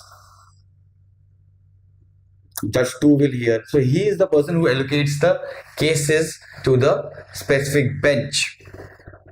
Now, these four judges said that Chief Justice Mishra is not doing that. He is favoring his favorite judges, and he is giving all the important cases to those favorite benches, and that favorite benches then are giving favorable outcomes.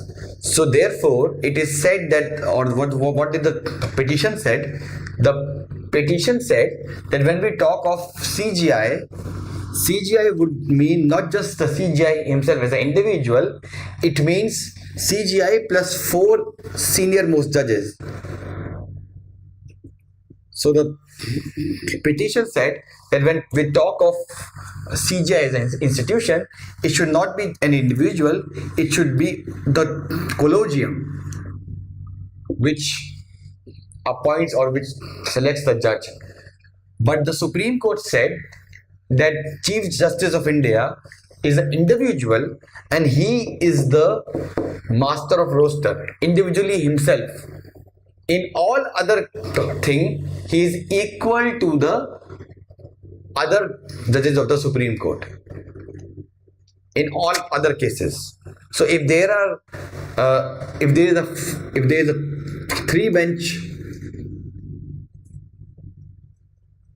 thing which is established to hear a case, and there is one CGI and there are 2 other judges, and if 2 judges gave a verdict in some favor, and if one CGI even opposes him the verdict, still 2 judges will have their say. So in terms of giving justice, CGI has equal power with other judges.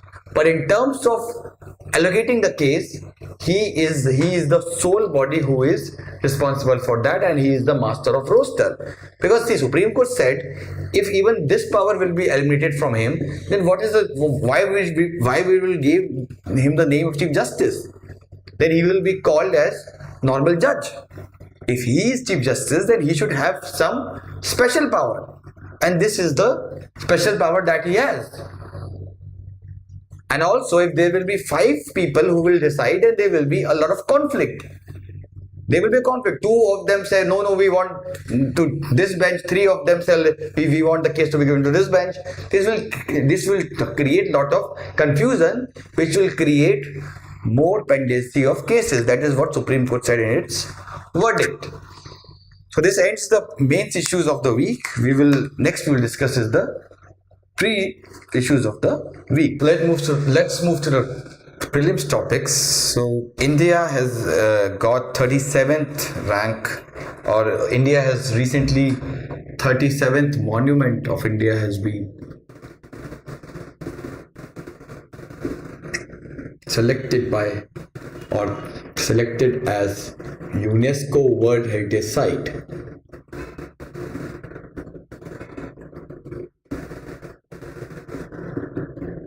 So this monument is known as Victorian and Art Deco Assembles of Mumbai.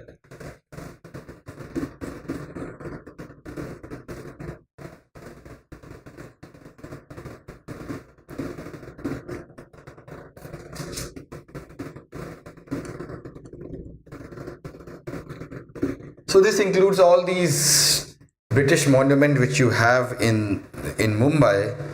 These includes the PWD office, the Bombay High Court, the Old Secretariat, the Watson Hotel, the Elphinstone College, all of them. These are like around 50 to 60, or they are like 94 buildings who were built in the 19th century during the British era. They were given the tag of UNESCO World Heritage. Now, how will they benefit from that? So once a monument is given this tag, they usually get funding, some kind of funding from the World Heritage Committee, which decides which monument to go, and also it would increase, or it would give boost to tourism.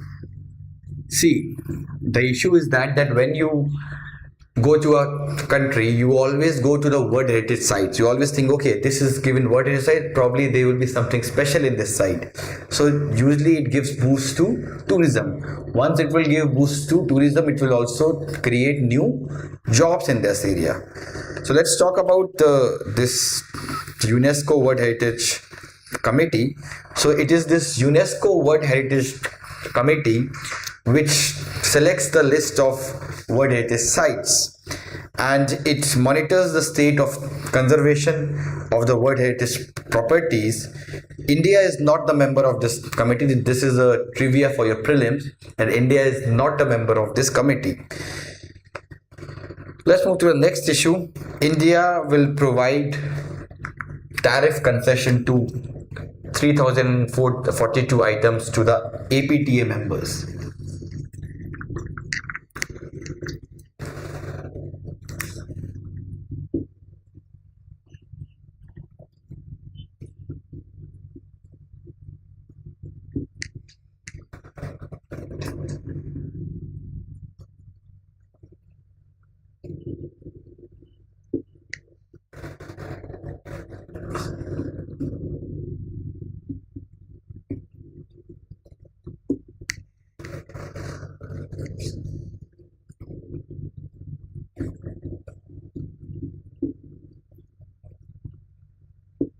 So what is APTA? APTA is Asia Pacific Trade Agreement, and it is an initiative under the UNI-ESCAP, which is United Nations Economic and Social Commission for Asia and Pacific.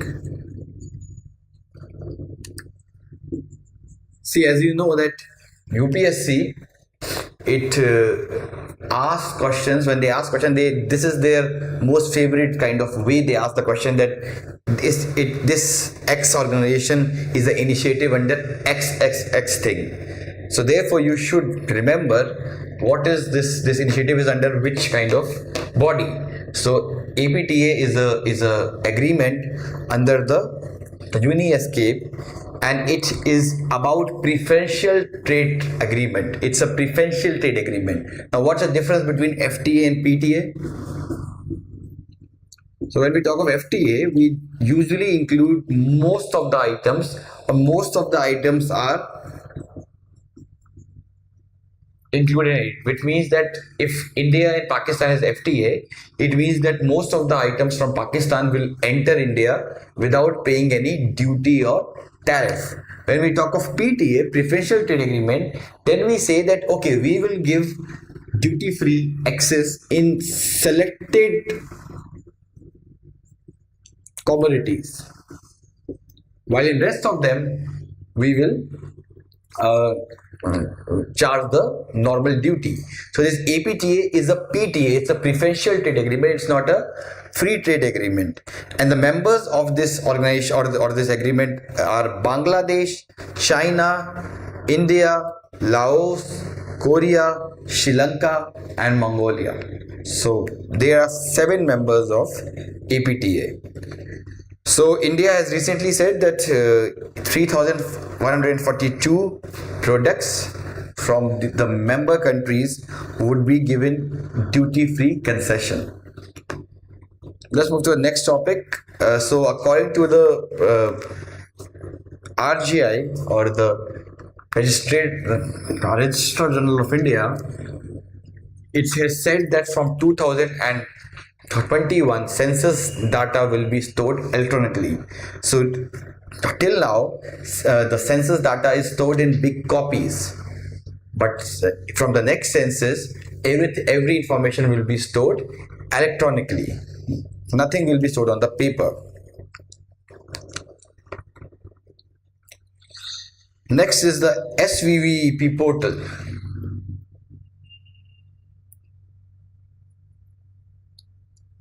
So this portal was in news recently because Election Commission of India has organized a seminar in which it discussed in detail about this portal, and it also came in the PIB. So it's an old portal. It was launched in 2016, and the main purpose of this portal is to educate the voters.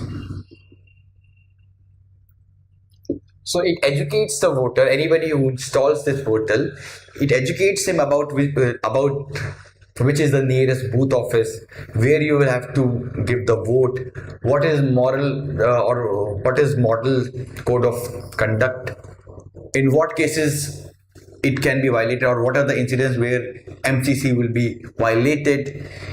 It also talks about election process, how the process is done, how after the the notification we have MCC, then we have this, then we have that, who can fight the elections, who cannot fight the elections, all these things, and also it gives him state specific information. All these things are given to him through this SVEP portal. So idea of this portal is to ensure that people go out and vote. The main purpose of this portal is to ensure the participation of voters in the electoral process.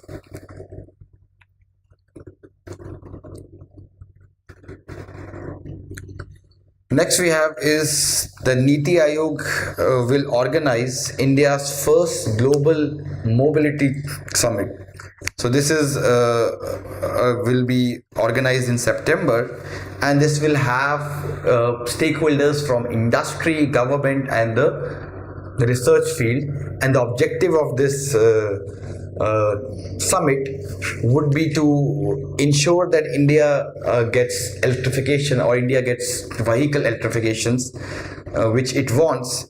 And also the main purpose of the summit will be to create a synergy between the government, the academia and the private sector. Main intention of this summit will be to prepare a roadmap for entry of electric vehicles in India. Next we have is that Election Commission of India has launched a very significant app which is known as e-Vigil app.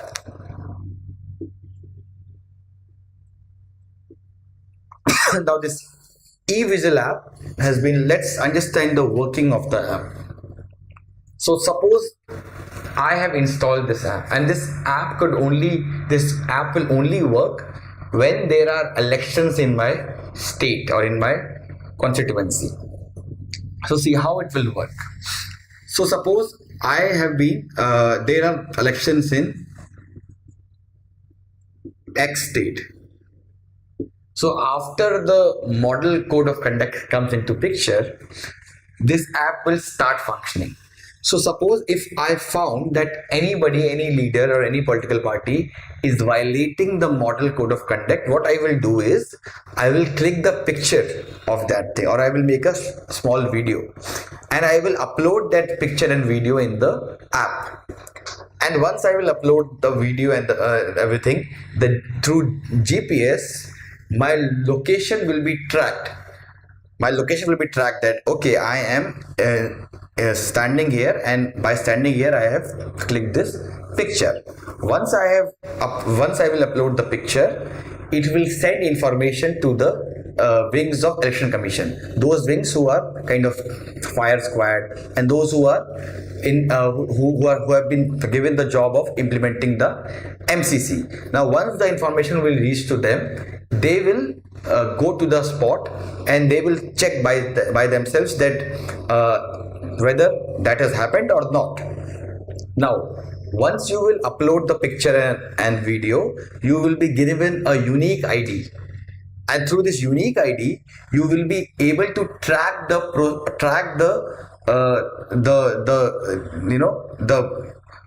status of your complaint. So you will be tracking that okay, it has received to the fire squad, the fire squad has reached at the spot, and after they take some step, that will also be communicated to you. If they will take any step, they will communicate you that okay, so this is the step you have, or this is the step we have taken. So everything would be done. Now there are number of safeguards in the app to ensure that the app is not misused.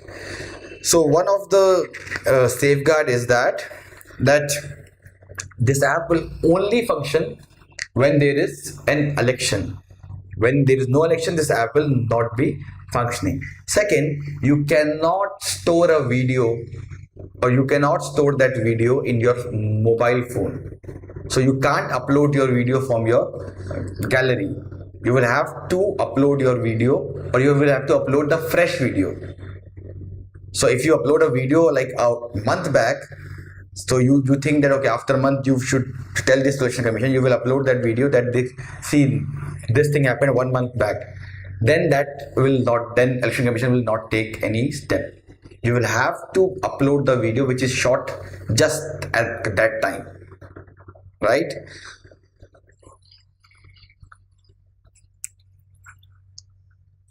Let's move to the next topic, which is Cabinet approves accession to WIPO Copyright Treaty 1996 and WIPO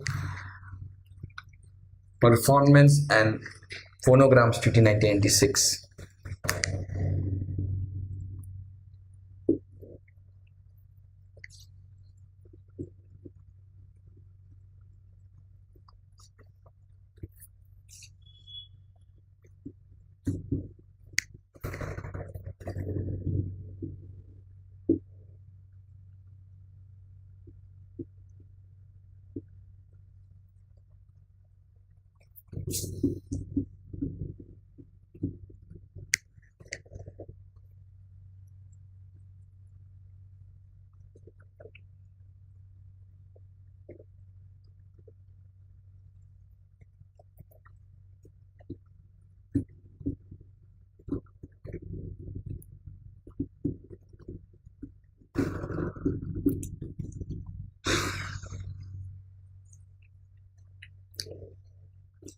So this is a treaty. So see, what happened was that India has enacted amendments in the Copyright Act 2012. So at that time, it was expected that India would sign these treaties. So this treaty is a special agreement under the Berne Convention, and it has a provision to extend the protection of copyrights contained therein to the digital environment. So usually the old laws of copyright, they deal with non-digital environment, but this treaty deals with digital, or what we call as online environment.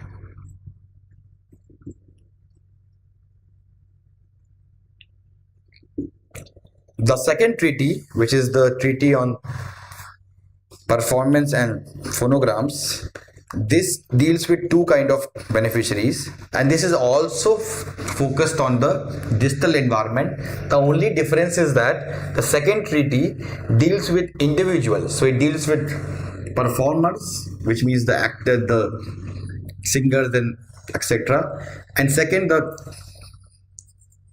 composers, which means the people who create that, who has created that content.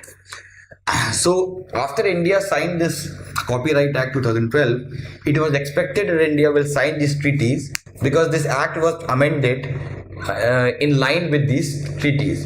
But India did not acceded to these copyright treaties, and this had serious economic implications for India. So there were two reasons why India signed this treaty now.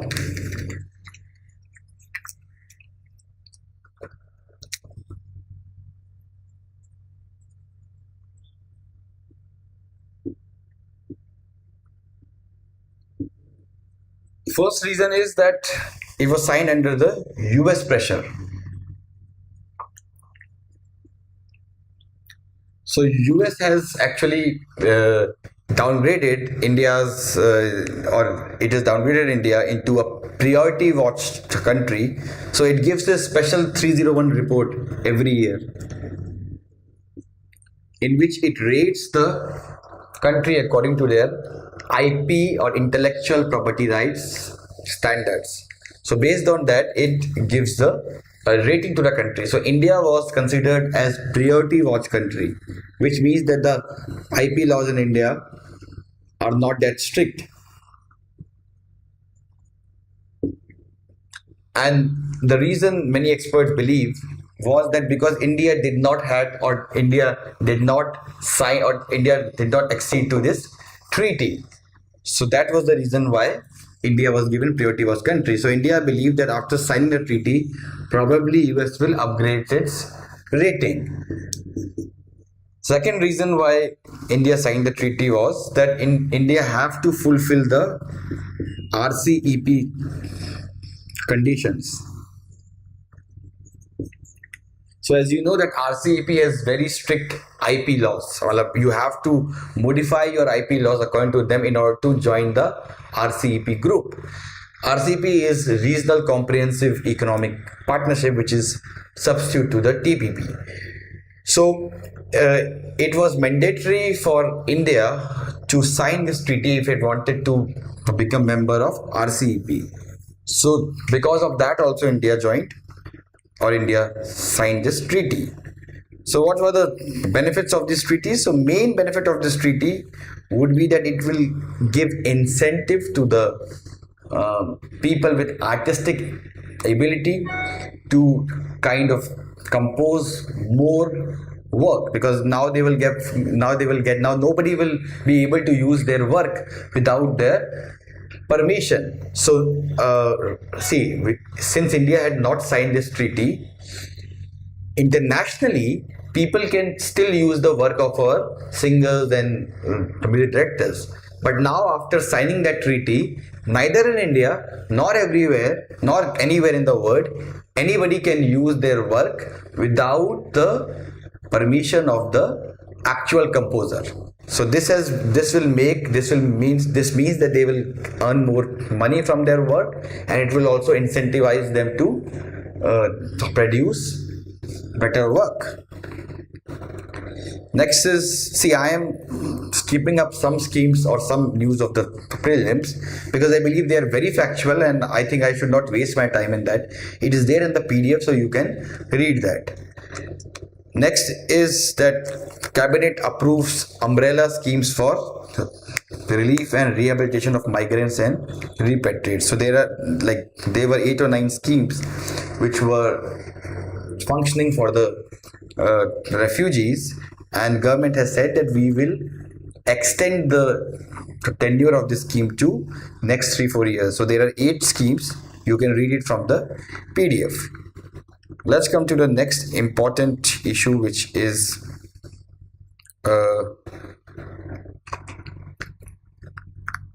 coal mine surveillance and management system and Khan Prehari app.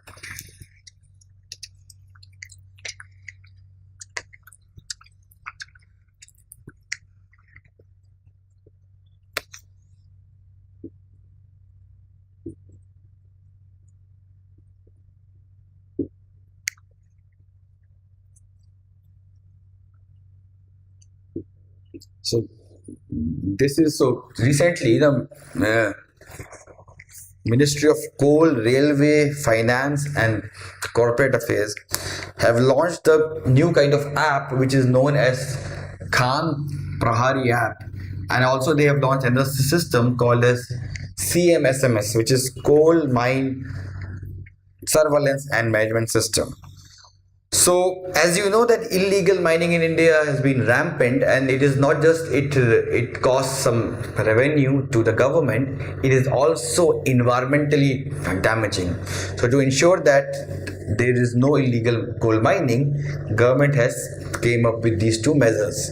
So, let's first talk about this CMSMS. So, see how will this function? CMSMS will function in a way that all the coal mines in India, government will have the data, or government will mark them that these are the area of all the coal mines in India, right? And through satellite images, government will monitor that whether there is any kind of coal mining which is happening outside the ambit of these designated area. This will make use of the satellites. To satellite will give us picture that, see, this illegal mining is happening in the area because this area is not designated as coal mine area. So if this thing will be happening, the satellite will give instant message to the team, and then the local administration and the team from the Coal India, they will get active and they will reach the spot and they will prevent this illegal coal mining.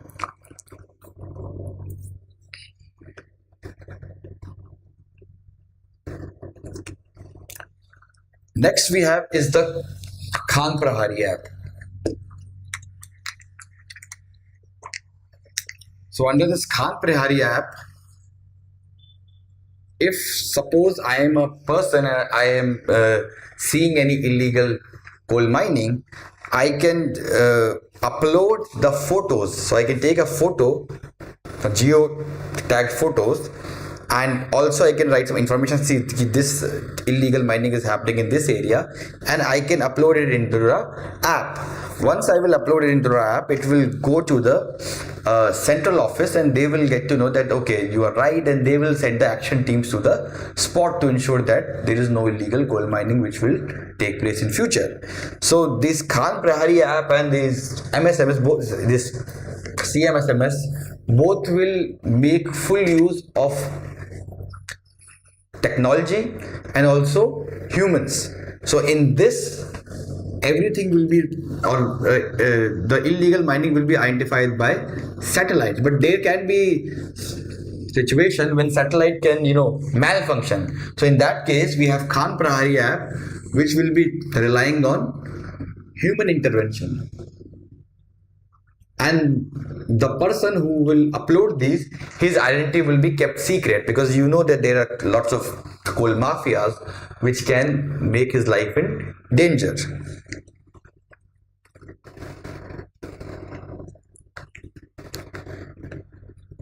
Recently, Uttarakhand has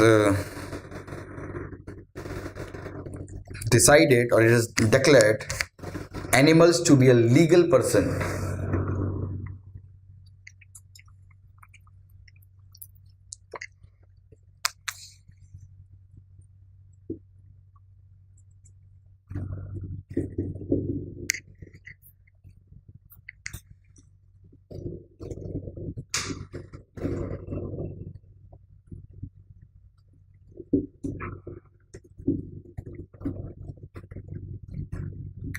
So, what do we mean by legal person? Legal person is anyone who has some rights and duties and who has some responsibilities. So, Uttarakhand High Court, as you know, has been doing this. Last year, they said that Ganga is a living entity, it's a legal entity, which means that once you declare anything as legal entity, then you decide that he has certain rights, he has certain duties, and he has certain responsibilities, and also the high court makes somebody guardian of that entity. So in that Ganga case, it made the chief secretary as the guardian of river Ganga, who will ensure that she gets her right which is enshrined. Right. So in this case, so what happened was that there was this petition which was filed in the High Court, which said that the horse-drawn carts between India and Nepal border, in that case the animals, the horses, were they were subjected to a lot of cruelty. They were taken to work in hostile temperatures when it is very cold or it's hot. Also, the load on them is beyond the capacity of these horses. So therefore it kind of they filed a petition on the court that it should be stopped. So the court in response has said that we are not just stopping it, we are making all the animals, including the aquatic animals in Uttarakhand, as legal person, which means that they will have rights and duties, and also it has made the people of Uttarakhand as the guardian of these legal persons. So which means that now, and which means now they will have some rights. So High Court has also given some guidelines how these horse carts will be drawn. So it has said that when the temperature will be more than 37 degrees or less than 5 degrees, horse carts will not be carried. I mean, they would the horses would be given break that day. Also, it is said, it has specified the limit of load which can be put on the horse cart. So all these things it has given in this guidelines. Let's move to the next topic, which is creation of national health stack. So Niti Aayog has recently uh, proposed a draft idea about creation of national health stack. So national health stack will make use of big data and other things, and what we'll do is that it will it will have all the info, or it will store all the information about health profiles of all the citizens of India. So it will ensure that all the health information of all the citizens are in centralized location. So when the patient goes from primary to secondary to tertiary, the doctor will have every patient will have the unique ID, and once the patient will tell the unique ID to a doctor will just kind of press that, and all the health report of that patient will be in front of the doctor.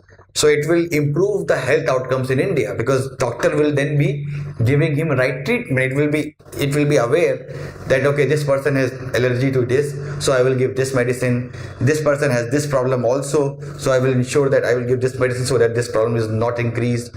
All these things will give a better health outcomes. Next we have is the last topic for prelims, which is extended Gram Swaraj Yojana.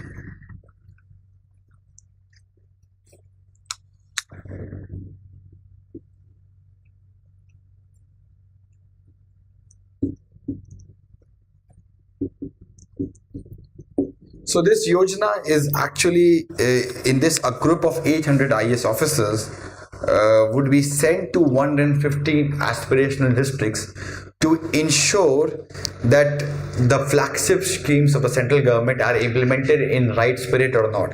So this they will have to do it before Independence Day. So 115 aspirational districts would be in backward districts of UP, Chhattisgarh, Orissa, Jharkhand, Bihar, and West Bengal. So see, the problem is that what they will do is that they will go and they will see that how these schemes are working at a ground level, because generally it is considered that these schemes are made at the central government level and they are unaware about the ground realities. Therefore the schemes fail. So idea behind the problem is that they will themselves go and see what are the main constraints on the ground and how these constraints can be removed.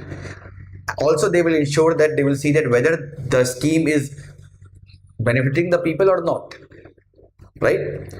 But there is also kind of criticism of this program, because many people are saying that it will sideline the cooperative federalism, because ultimately, how would why would center officials monitor the state sector program? I mean, state have been autonomous unit, so it is undue interference of center in the autonomy of the state. So many people are criticizing this scheme for that. So this ends the issues of the week. We will meet next week. Thank you. Subscribe to our YouTube channel and press the bell icon on the YouTube app and never miss another update from Civil State.